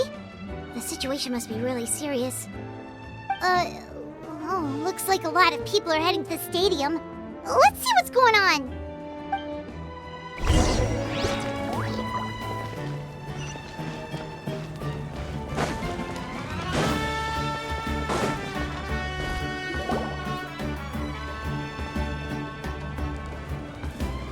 Traveler over here! Perfect. Our star Outlander has appeared. Oh, you're all here! But, what's with the whole Star Outlander thing? Just my way of saying how awesome you are. We've got a real emergency on our hands, so this is the perfect time for you to show off your skills.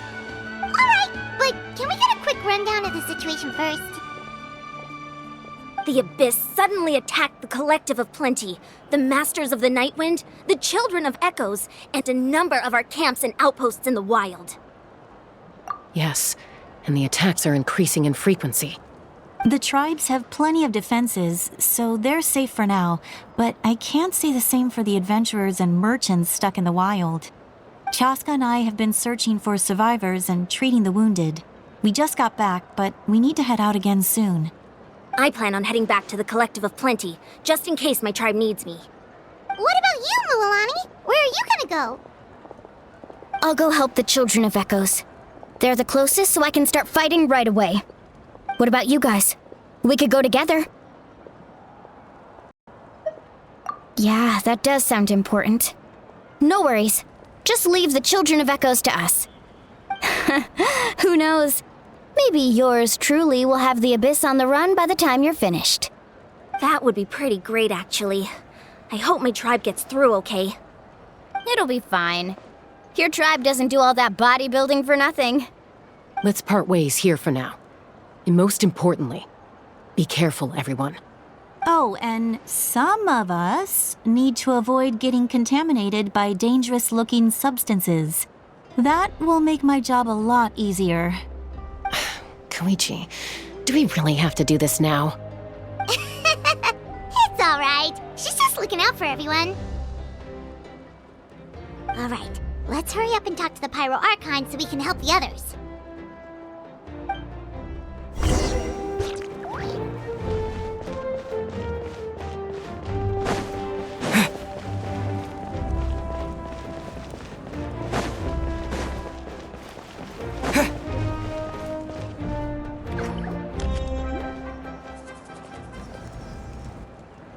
Oh, it's you two.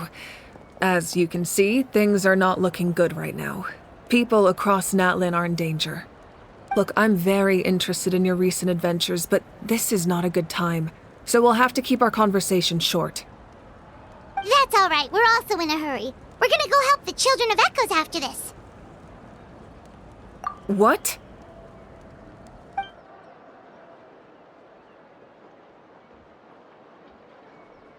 So he thinks my plan is too risky. He thinks I'm being stubborn. I shouldn't underestimate the Fatui's ability to gather intelligence. The Gnosis does have that function, but there's more to the story. I will answer you honestly, but you must help me keep this a secret. I can use the power of the Gnosis to save Natlan, but it comes at a heavy price. The Gnosis would drain all the souls and memories from the Night Kingdom and weave them into a giant net, which would surround the ley lines and protect them against abyssal corrosion. Wait, you can use souls to weave a net? But does that mean... Yes. It means sacrificing those souls in the process. Souls are just another form of life. The cruelty of this method is self-evident. The Night Kingdom not only houses the souls of the dead, but also our memories and legends. Using the Gnosis means converting all three into material for the net, erasing our history and culture. Even then, the net can still become corroded. If we cannot find a way to repair the damaged ley lines before that happens, then all those sacrifices are for nothing. Given the enormity of the price, it's a solution I refuse to consider right now. I want us to win, but I also care about how we win, and what that means for us in the end. Now it's true, both plans come at a risk, but after weighing our options, this is our best bet.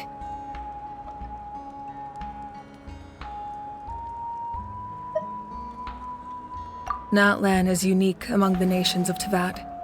Given the ever-looming threat of the Abyss, the Pyro Archons had to account for the worst-case scenario.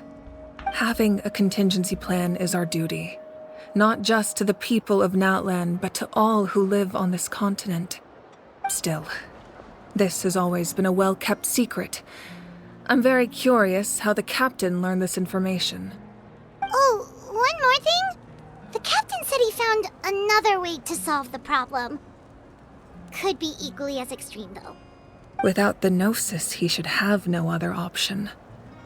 But I see no reason for him to lie. Seems like our only path forward is to track him down, so he can answer that question for us.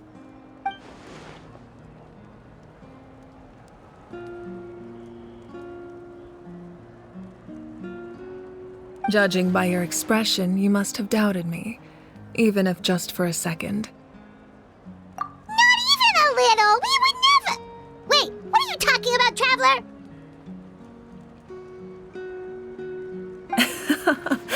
Just as expected. I appreciate your sincerity. Maybe it was out of caution, anxiety, or simple curiosity, but know this. No matter what, our goal remains the same. We both want to save the people of this land. So now that you have your answer, do you still doubt me? You scared, Paimon. You've really got a lot of guts, Traveler. That's a good thing. Oh, and feel free to call me Mawika. It's what all my friends call me, and I like it that way. As for the captain, the intelligence officers we assigned to the Fatui should be back soon. We'll get our answer then. That's great! Sounds like we just have to wait a little longer. Not just yet. Even though the Abyss is attacking several locations at once, I'm confident the warriors stationed in those areas can handle it. Don't worry. I just need to finish coordinating our available manpower, then I'll take a small team to handle the difficult locations. Wait, you're going to fight in person? Didn't you give up your power? That's true. I'm far less powerful than a god in my current state. But don't forget, I was an experienced and powerful warrior before I ever became the Pyro Archon. No matter how you look at it, my duty is on the front lines.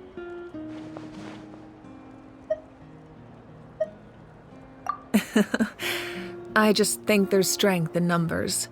If the people feel emboldened, that's just a bonus. Anyway, even if we respond to these threats in time, it's not a permanent solution in the long run.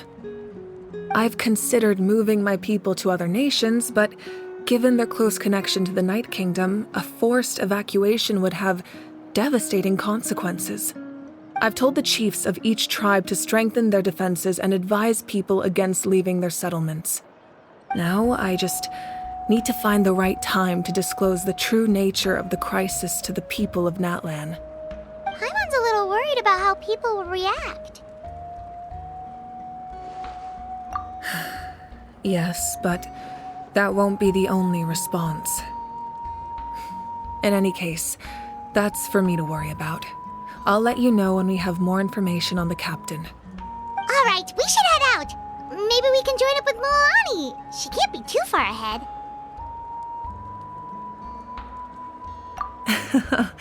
No need to worry about me.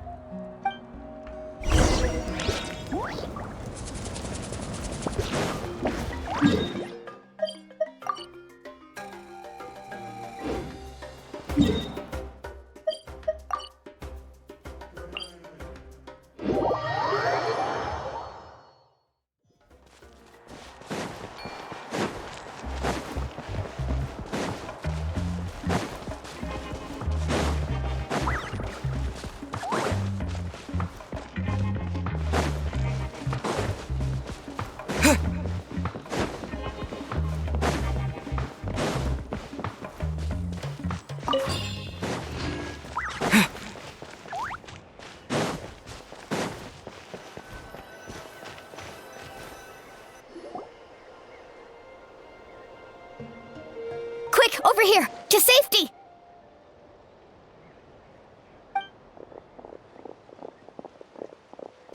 Kachina, how many people do you have left?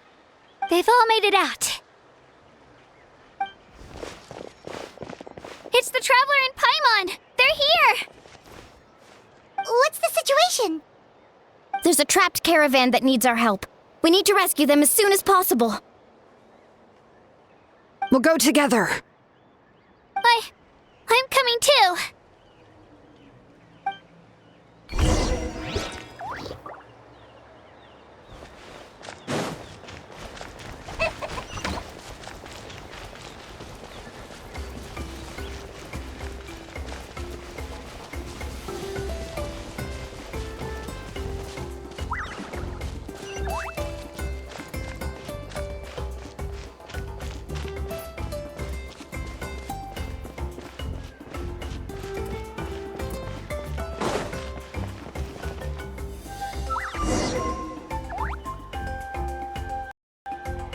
Stay safe. We've got this.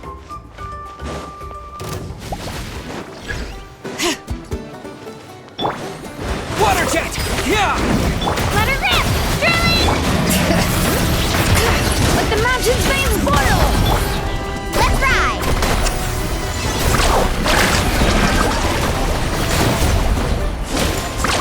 Surf's up!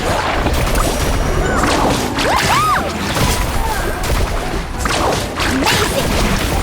Let's shred, Sharky!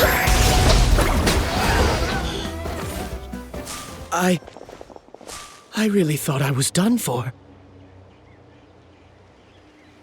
I can't thank you enough. Don't worry about it. We're just glad you're okay. Let's see. Your goods look fine too. Guess the Abyss isn't after Mora. That should be the last abyssal pylon near the Children of Echoes. That was scary, but we did it. By the way, where's Seat Lolly? I thought she would come with you. The Masters of the Nightwind also got attacked, so she went back to help her tribe. She said we can deal with the ancient name later. Yeah, that makes sense. The attacks are more urgent. Alright, this isn't a good place to talk. Let's head back to the tribe.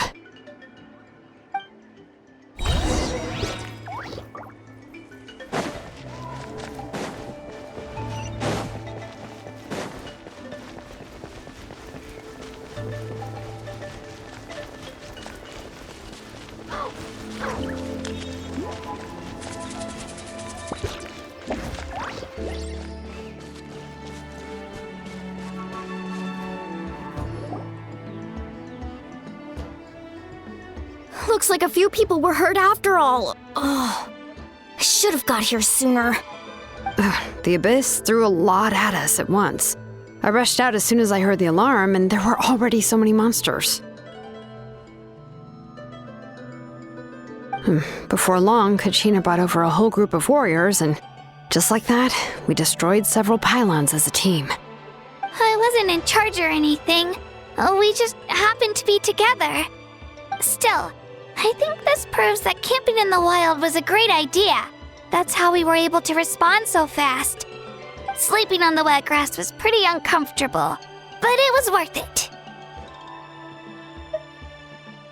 You mean the situation in the Night Kingdom, right? Yeah, I feel the same way. We've managed to keep it a secret all this time, but more and more people are realizing something's wrong. It's impossible not to feel anxious when things are getting worse by the second, and all we can do is wait. And we still don't know when the final two heroes are going to appear. That just means we need to buy the Pyro Archon more time. Keep pushing, everyone. Every battle is worth something. You really are an eternal optimist, Mualani. You always find a way to cheer people up. Why, thank you. I guess it's one of my better qualities.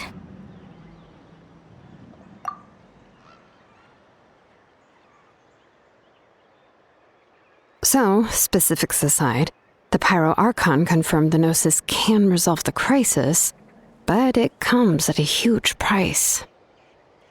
And somehow the captain finds out about it, goes to fight the Pyro Archon, and calls her out for having a solution but refusing to use it. Honestly, if he has the same information as us, I can't really blame him. It's probably because our plan is so risky. We don't even know if the 6 heroes will reunite in time. We talked to Moika before we left the stadium. According to her, the cost of the captain's plan is too high. And, well, it makes sense. If that was truly the better choice, she would have picked it. Yeah, I trust the Pyro Archon. When I was upset about Kachina's disappearance, she was really sincere and patient with me. Plus, she burned down all those precious mementos for Kachina. She's already proven how much she values even a single person's life. When it comes to Natlan's survival, there's no way she would hold back.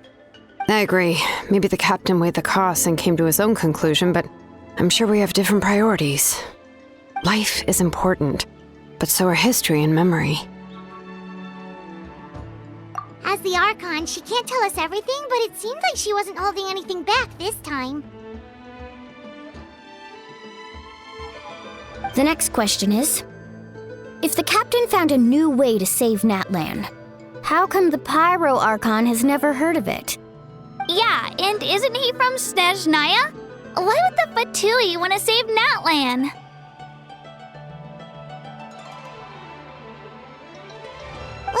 This is all super confusing. We still don't have enough information. Once we figure out what the Fatui are doing, we'll have our answer. Let's head back then. Moika said her intelligence officers should return soon. With how many Fatui there are, someone's bound to give something away. Sounds good.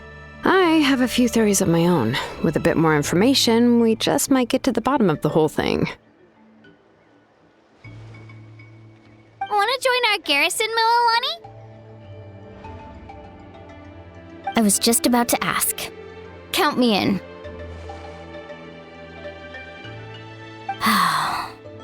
If I was just a bit faster, we could have prevented a few people from getting hurt. People who could help us in the next battle. It's all a chain reaction. Then you should go register right away. It shouldn't take long. Everyone's looking for people. Register? Nah. I'll just follow you around. You know, go where you go, do what you do. Okay, but then you have to follow my orders. You got it. I just don't want to make the trip back. It's so far. All right. See you all later. Let's get together and celebrate once this is over. Oh, you betcha!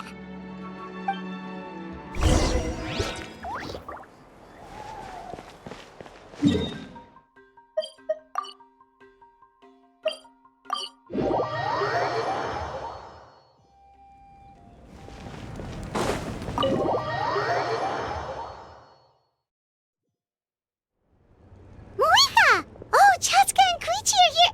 Wait, are you okay, Koichi? I'm fine. No need to worry. They ran into the Fatui while out on a mission and decided to follow them. The Fatui? Calm down and let me explain. Here's what happened.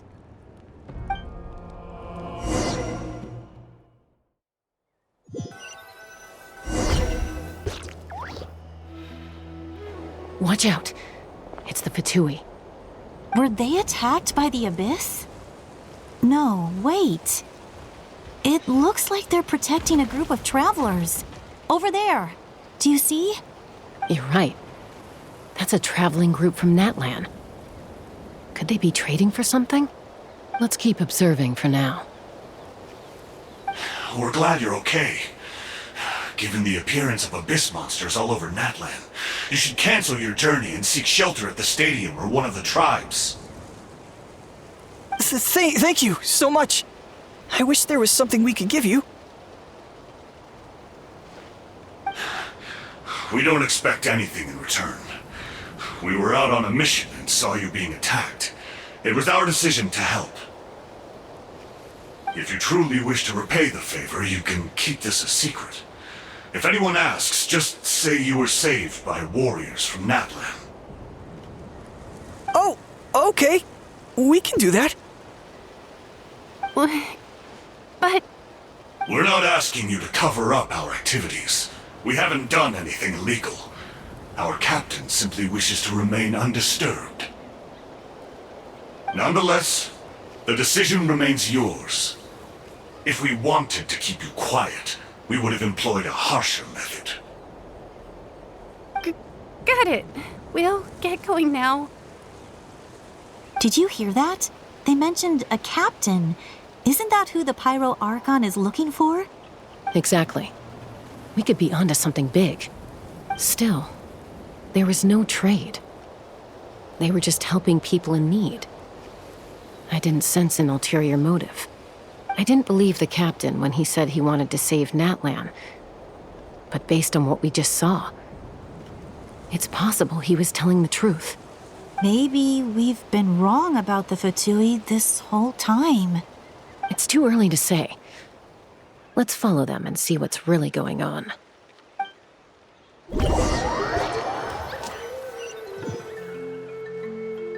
So this is where they were headed. Tricky. It's heavily guarded on all sides.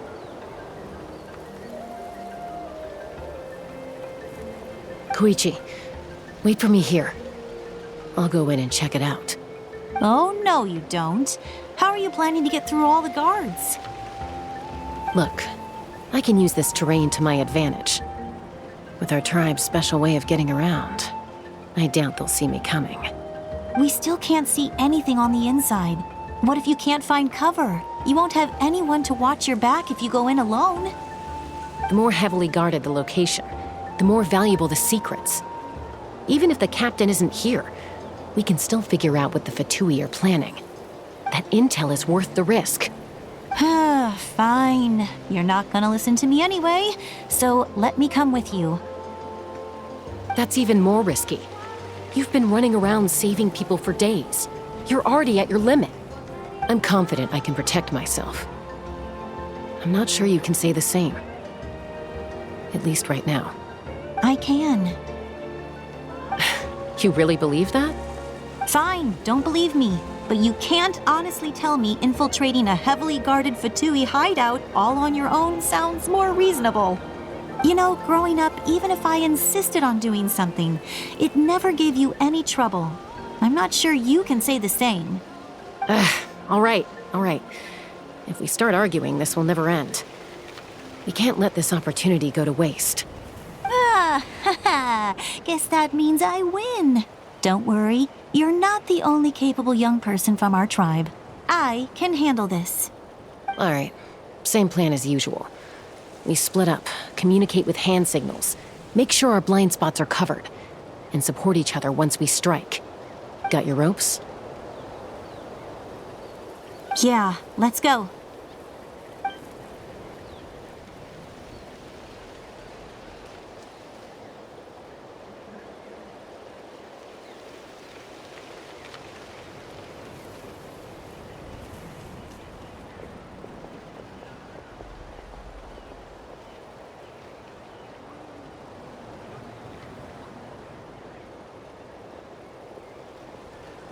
The Fatui have eyes all over this place.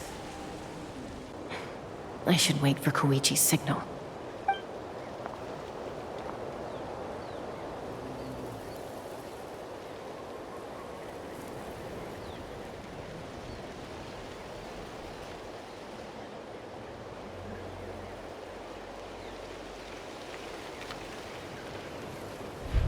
Now.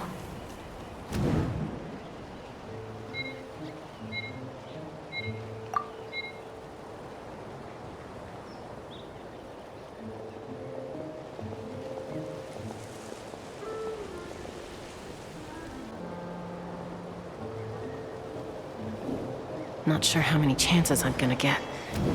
I need to act.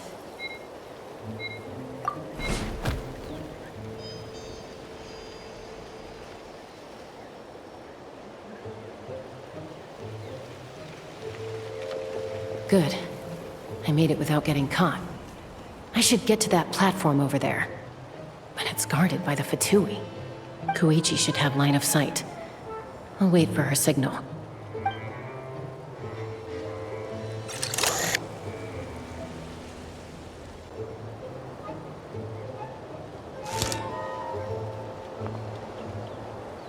That's it. Now's my chance.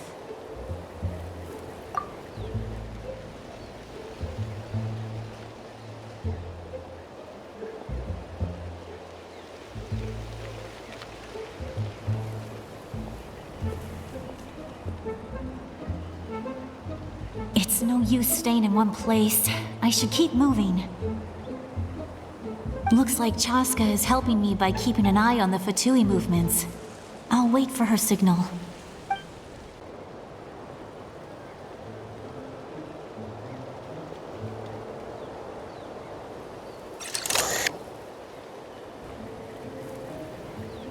Time to move.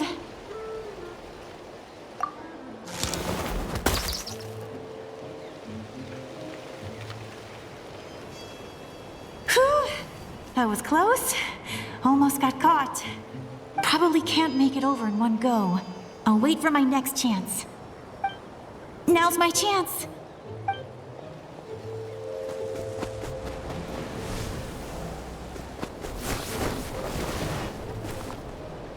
I made it! That'll show my sister. Let's see. The Fatui's occupying all the best locations. If we could just get past them somehow. Wait, I've got it!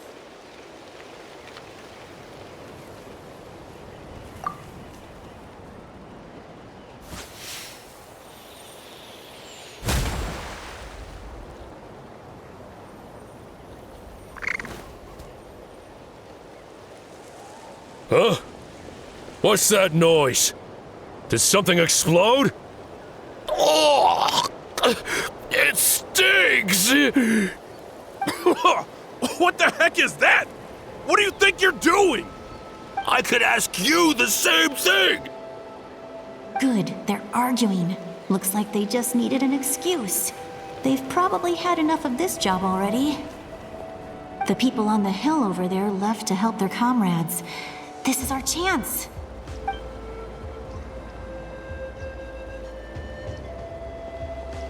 Come get me, Chaska. I hope she gets this hand signal. That's Koichi's signal. Smart idea. Alright, time to move. Give me your hand, quick. Coming!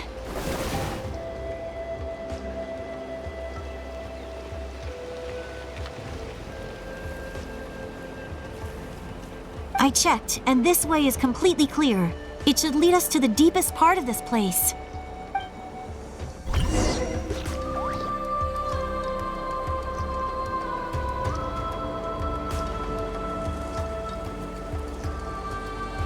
Well, I was pretty helpful, right? You know, everyone usually jumps at the chance to work with me.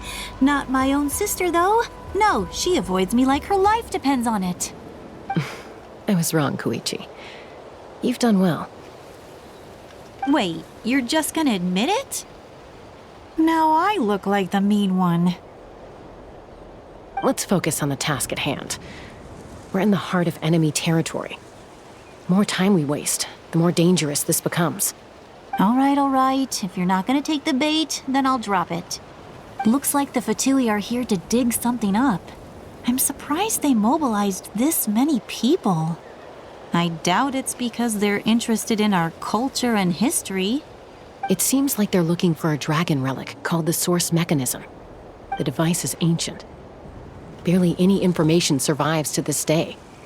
And even people from Natlan don't know how to use it. Why would this be the Fatui's target? Not bad. Looks like it's in good shape. This should be what our Lord's looking for.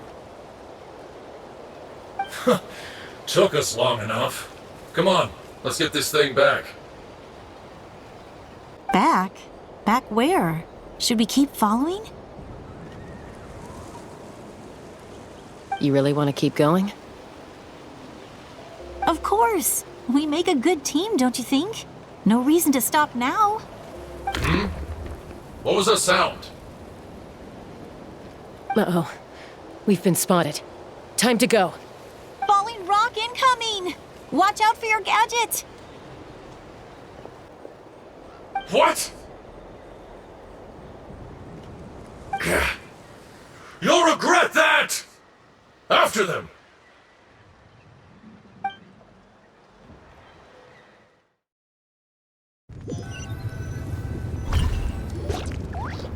Once we got them off our tail, we went back to observe some more. They'd collected several identical pieces of something. It looked like they were waiting, though. So we decided to come back. So, Koichi got injured trying to get them off your tail?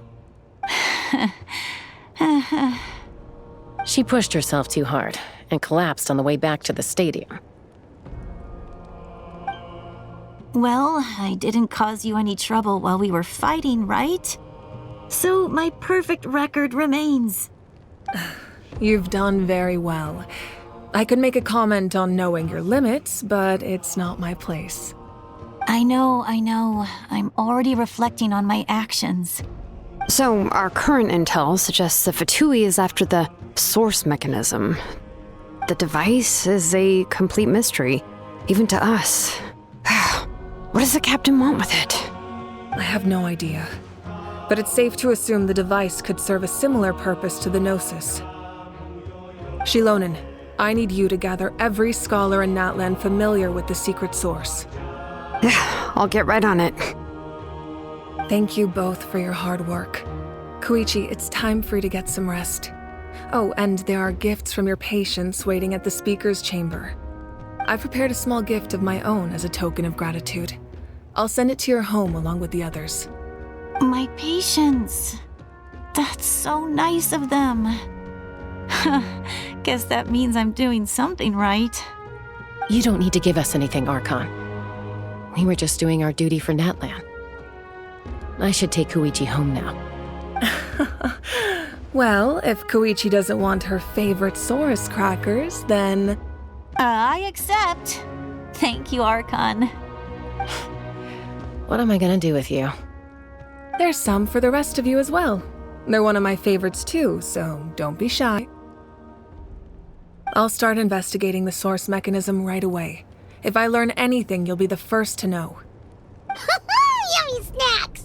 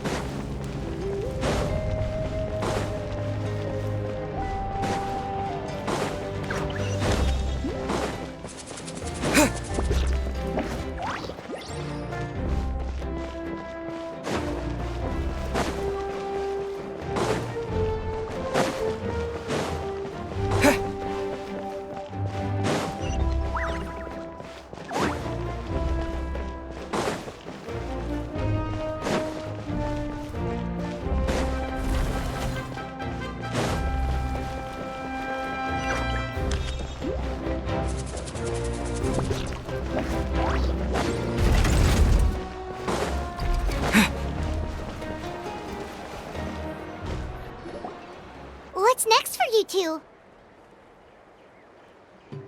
I'm taking Koichi home.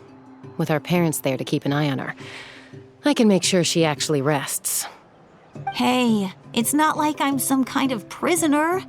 I'll be fine in a day or two.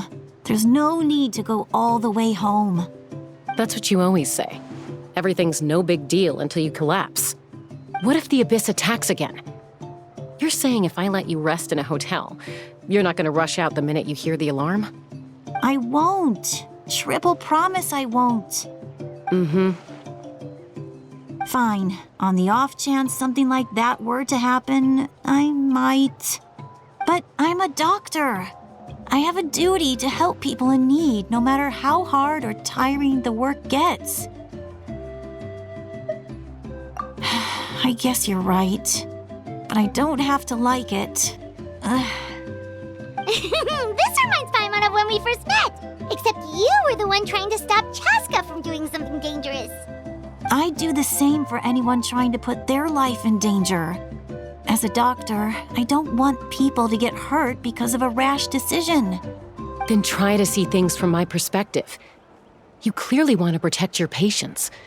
So can't you understand why your own sister would feel the same way about you? The two of you are the same, you know?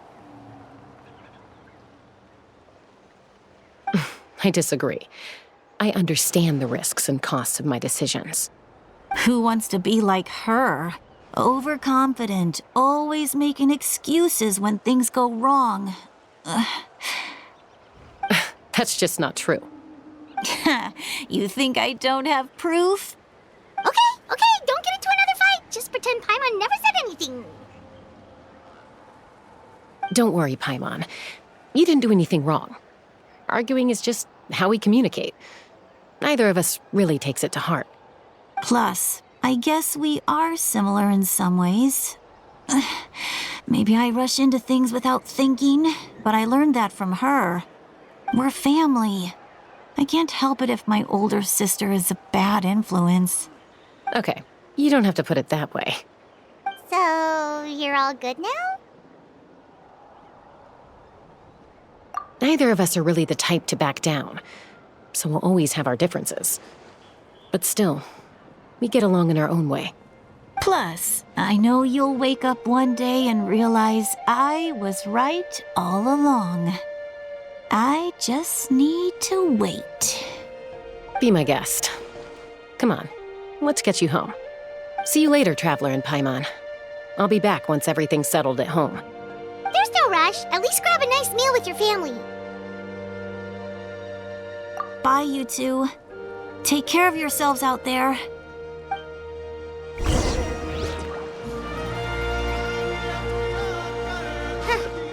Those two will probably make up for real at some point, right? Well, we've learned a lot. Let's go over everything that we know so far.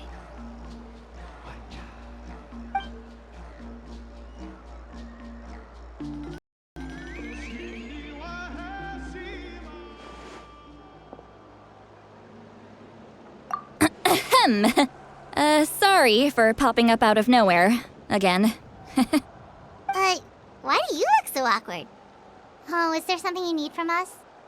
Okay, I won't beat around the bush. Oh, and I'm sorry for interrupting your rest. I'll treat you to some charcoal grilled steak to make up for it.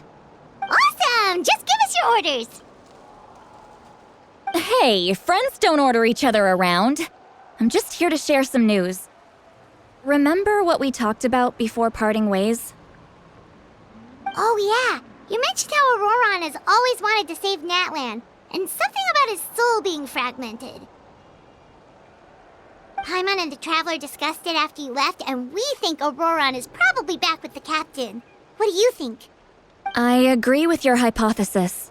And just now, I confirmed it myself. Auroron came back. He helped the Masters of the Nightwind defend our camp. What? He came back? I told him to give up whatever he's doing, but he refused. He said they're just one step away from success, so there's no way he can back out now. Apparently, he came back to fulfill his duty to our tribe. When he left, he said it was because he still has a duty to Natlan as a whole. I'm surprised you let him go at all. I had to prioritize my tribe. Besides, the situation was intense. I couldn't focus on outside and inside threats at the same time. Plus, he was on guard. He knew I would try to go after him, so he made sure to keep his distance. I kept an eye out for a good opportunity, but it never came. All these years of calling me Granny, and I couldn't do a single thing for him in the end. Don't say that! Your tribe all raised him together, right? That couldn't have been easy. You're right. Seeing him come back reminded me of when he was little. Running around the tribe, dropping by random houses right and left. He's not only a child of the Masters of the Nightwind, but a child of Natlan. It's only natural for a child to want to do something for their family. Besides, Auroron is my apprentice. He might have a few tricks up his sleeve, but I guarantee I know every single one. Wait, what are you saying?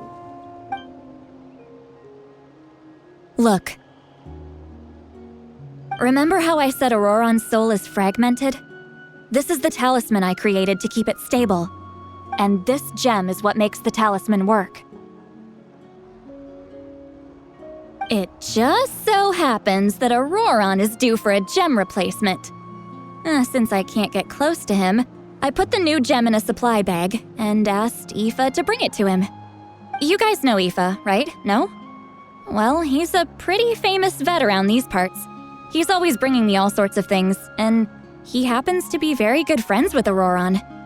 Aoife doesn't know what's going on, so he agreed, no questions asked. Auroron would find the gem as soon as he opened the bag. He knows how important it is, so I knew he would make the switch. He probably suspected that I tampered with it. But here's the catch. The trick is on the bag. The moment he touched it, a portion of his memories were copied onto the old gem, which he no longer needed. That's amazing. You can do something like that? Most people can't, but I can. That trick he used to bring you to the Night Kingdom isn't anything special, by the way. My technique is much more subtle. He won't notice anything. So in other words, we have a whole backup of Auroron's memories in this gem! The kid thinks he can take me on? Like I wasn't the one who taught him everything he knows? That's amazing, Seat Lolly! Let's take a look right away! Once we get to the bottom of this, we can finally track him down. I know he thinks of me as his grandma, but do you think he'll get mad at me for this? You can be honest. Huh, that's a tough question. Paimon doesn't have a grandma, so she's not the best person to ask.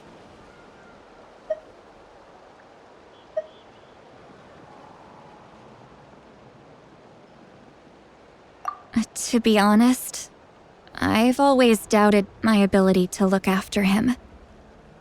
I didn't stop the ceremony all those years ago, and now I'm useless again. But if I stop here, it will haunt me until I'm 500 years old. Every night I'll wake up in a fit of anger. Yeah, you're right. First anger, then tears. Oh, wait! Who are you calling a crybaby? You're just making it worse, Traveler! I need to look at his memory. Even if he resents me, refuses to see me, or runs away for good, I don't care, and I won't blame him. A family does whatever it takes to protect their own. You sure you'll be okay? We can come with you if you want. Did you just say you'll come with me? Is that okay? We have a pretty good reason to see it too, don't we? Because, right, we need leads on the Fatui. You really mean it? Oh, fine, you can come. Just promise me you'll see this through. No backing out. Got it? Don't worry, we're professional adventurers. Then I place my trust in your professionalism. All right, time to sneak into someone else's memory and engage in some, unwanted spying. You heard it here first. I wouldn't be doing this if I had any other choice.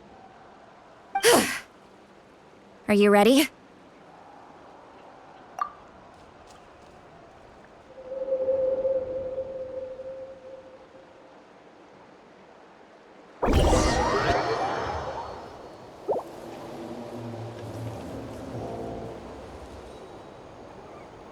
Look how good you're doing. You'll grow into nice big radishes in the future. And you? Aoife says you're taking up too much space, but I think you're a good tree. What do you think? Hey! How's it going, Auroron? Good. How are you, Uncle Okanbi? Can't complain. What you up to? Naming your vegetables again? No, just some idle conversation. Sounds fascinating. What did they say? They told me you were coming and that you would take some produce with you. Only if you're offering. By the way, I ran into Aoife yesterday. He told me Chaska's fostering a saurian at his place. Said the thing trampled over a part of your radish garden. I hope you two didn't get into a huge fight. No, don't worry. I'll find a way for him to make it up to me. I've already wrapped your share of the produce. Here you go. You really knew I was coming. That's pretty amazing. Light up the smoke and you can see the path through the shadows. That's what everyone says. Hey, have you seen that strange group of people that just appeared out of nowhere? Appeared out of nowhere? I don't think so. It's the Fatui. Their leader seems like a big deal. He didn't bring many men with him, but they're all elite warriors. It seems like they're looking for someone, but I wouldn't go around asking too many questions. If you run into them, be careful.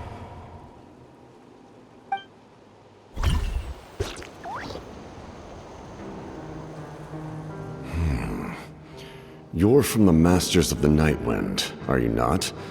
Why do you live here alone? I enjoy living by myself out in the wild. I guess you're from the Fatui, the one everyone's calling a big deal. Not an inaccurate description. I'm looking for someone who may be known to you. Citlali is her name. Granny? What does an Outlander want with her? I've heard the name. You have business with her?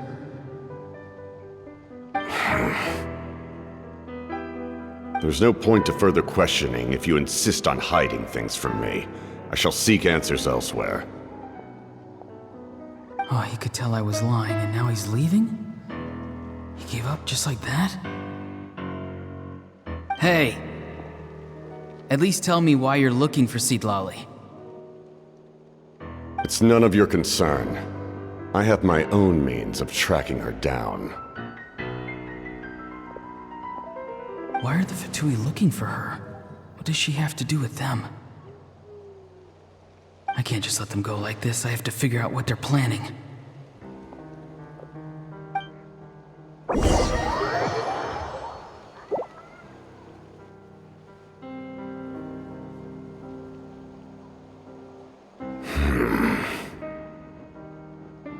I've just been studying the ley lines and asking for leads on Granny. I can definitely rule out some sort of invasion. The situation has seen no true improvement. The Pyro Archon did not fulfill her promise. My lord! Ignore him. He is no threat. He knows I'm following him, but he doesn't seem to care. He's strong, I can tell. But there's something unusual about him and also familiar in some way. I can't describe it.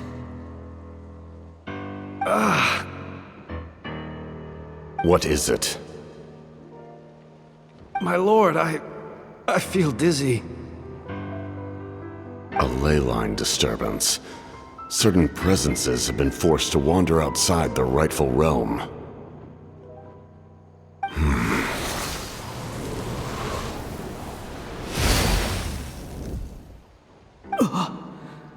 That was a spell from the Masters of the Nightwind.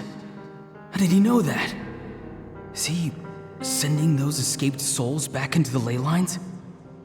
How did he do that so easily? Soulfaring is supposed to be extremely difficult. This could be related to why he's searching for Granny. I feel better. Thank you, my lord. Think nothing of it. Stay vigilant, and continue to gather information. The Abyss could attack at any moment. If you notice any irregularities, assume drill formation and be prepared to fight. However, there's no reason to over-engage. Information is our first priority.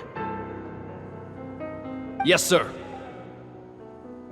Why are the Fatui fighting against the Abyss? Do they really mean us no harm?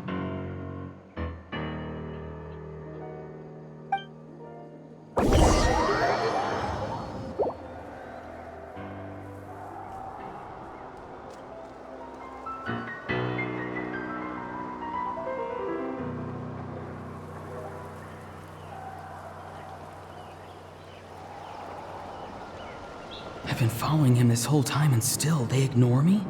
Do they really not care? It seems like his subordinates refer to him as the captain. Never heard of him before. And now he's headed to the stadium. That's unusual. Oh, what is he gonna do? You two, with me. Everyone else, wait here as instructed. Send word to the other teams to retreat immediately if this fails. Yes, sir. He's going inside? But the Pyro Archon is in there. What does he want with her? Forgive me, my lord. Allow me to check one more time. Do you truly wish to do this? The time for idle observation is over. It now falls on me to act. This nation is out of time. Yes, sir.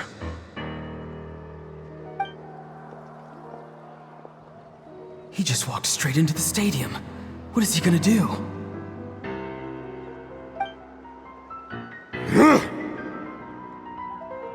They're both incredibly strong. How long will they have to fight until someone comes out on top?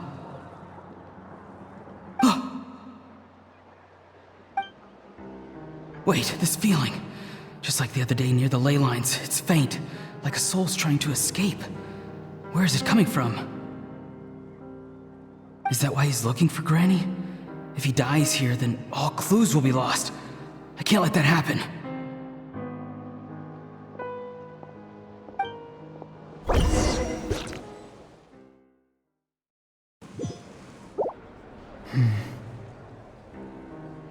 As for you, I must confess, I did not expect that little trick of yours to save the day. No matter how dense the fog, as long as the sun remains, we cannot turn day into night. She could have dispelled it. She simply chose not to. You don't have much time, and you're injured on top of that. What do you plan to do next? I'm beginning to see just how useful you may turn out to be. You heard something from here, didn't you?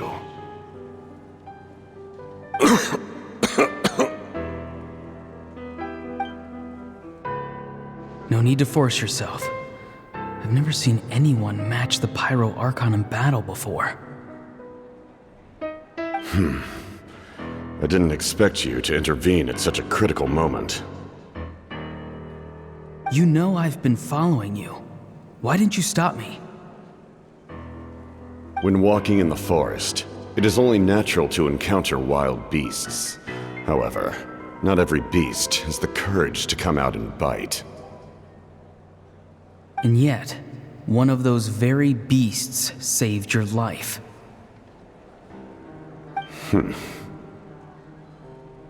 Then speak. What do you want? I didn't save you because I wanted something. My soul is more perceptive than others. I can sense that the ley lines are extremely weak. I don't know what the Pyro Archon is planning. Can she really save us? The questions you asked her just now, well, I've had very similar doubts. So I felt like I had to help you.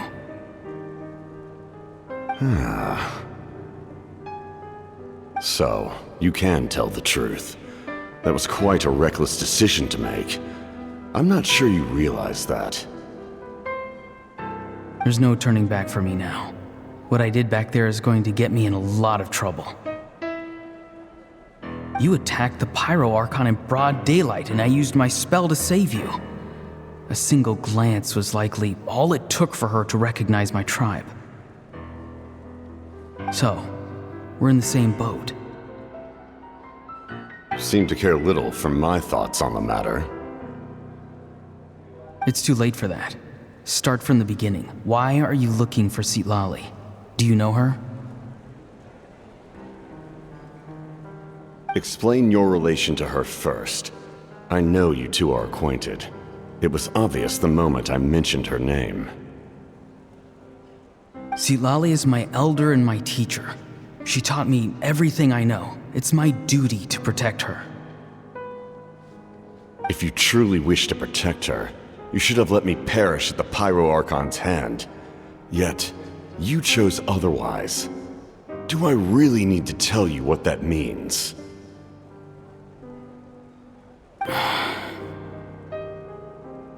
I want to do something to change Natlan for the better. Something I can accomplish with my own two hands. You're stranger than anyone I've ever met. But maybe, just maybe, you can show me the way. Strange? Citlali is said to be the legendary Granny Eastly, someone capable of communicating with the Wyab, and the Wyab are the key to information on the Night Kingdom. Why do you need knowledge on the Night Kingdom? That is not something you need to know.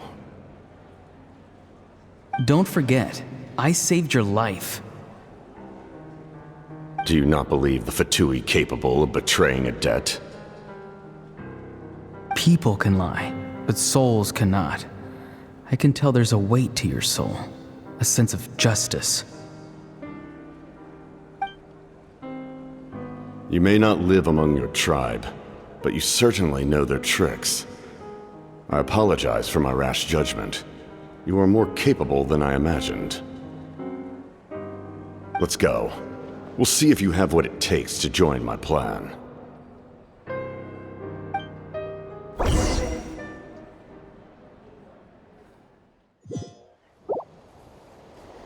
I see. Interesting approach. Worth trying, I think. Rather than weaving a net to protect the ley lines, this method would address the root problem by reconstructing the ley lines themselves.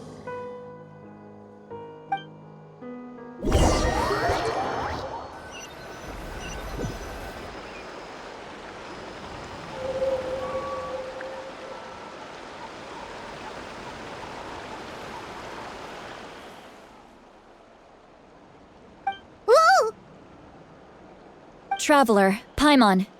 Are you two alright? Paimon's fine, just, a little dizzy.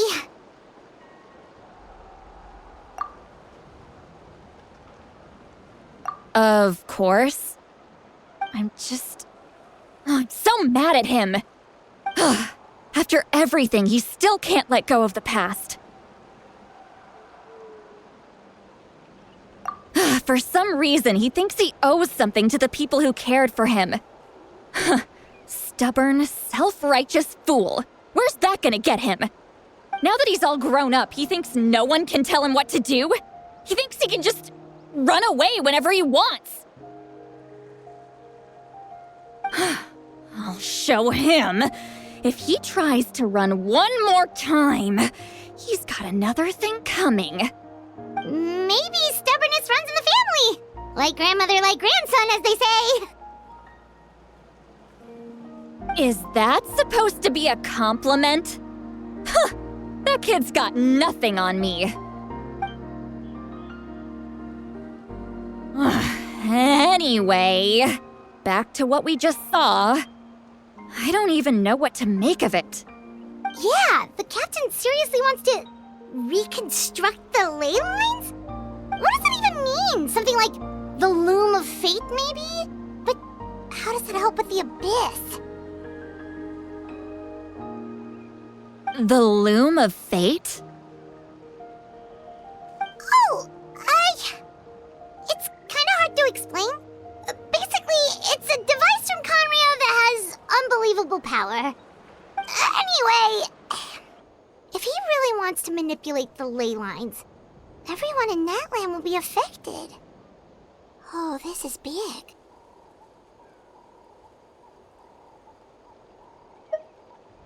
Which means the captain has been honest from the very beginning.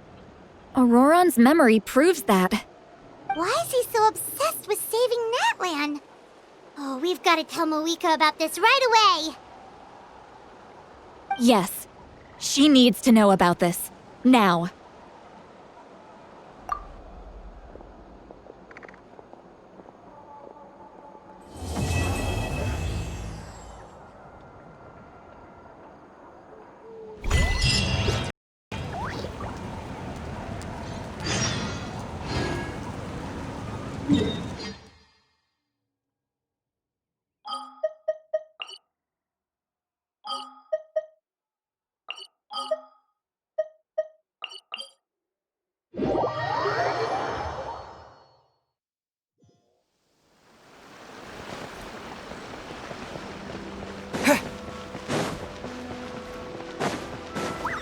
Ad Astra.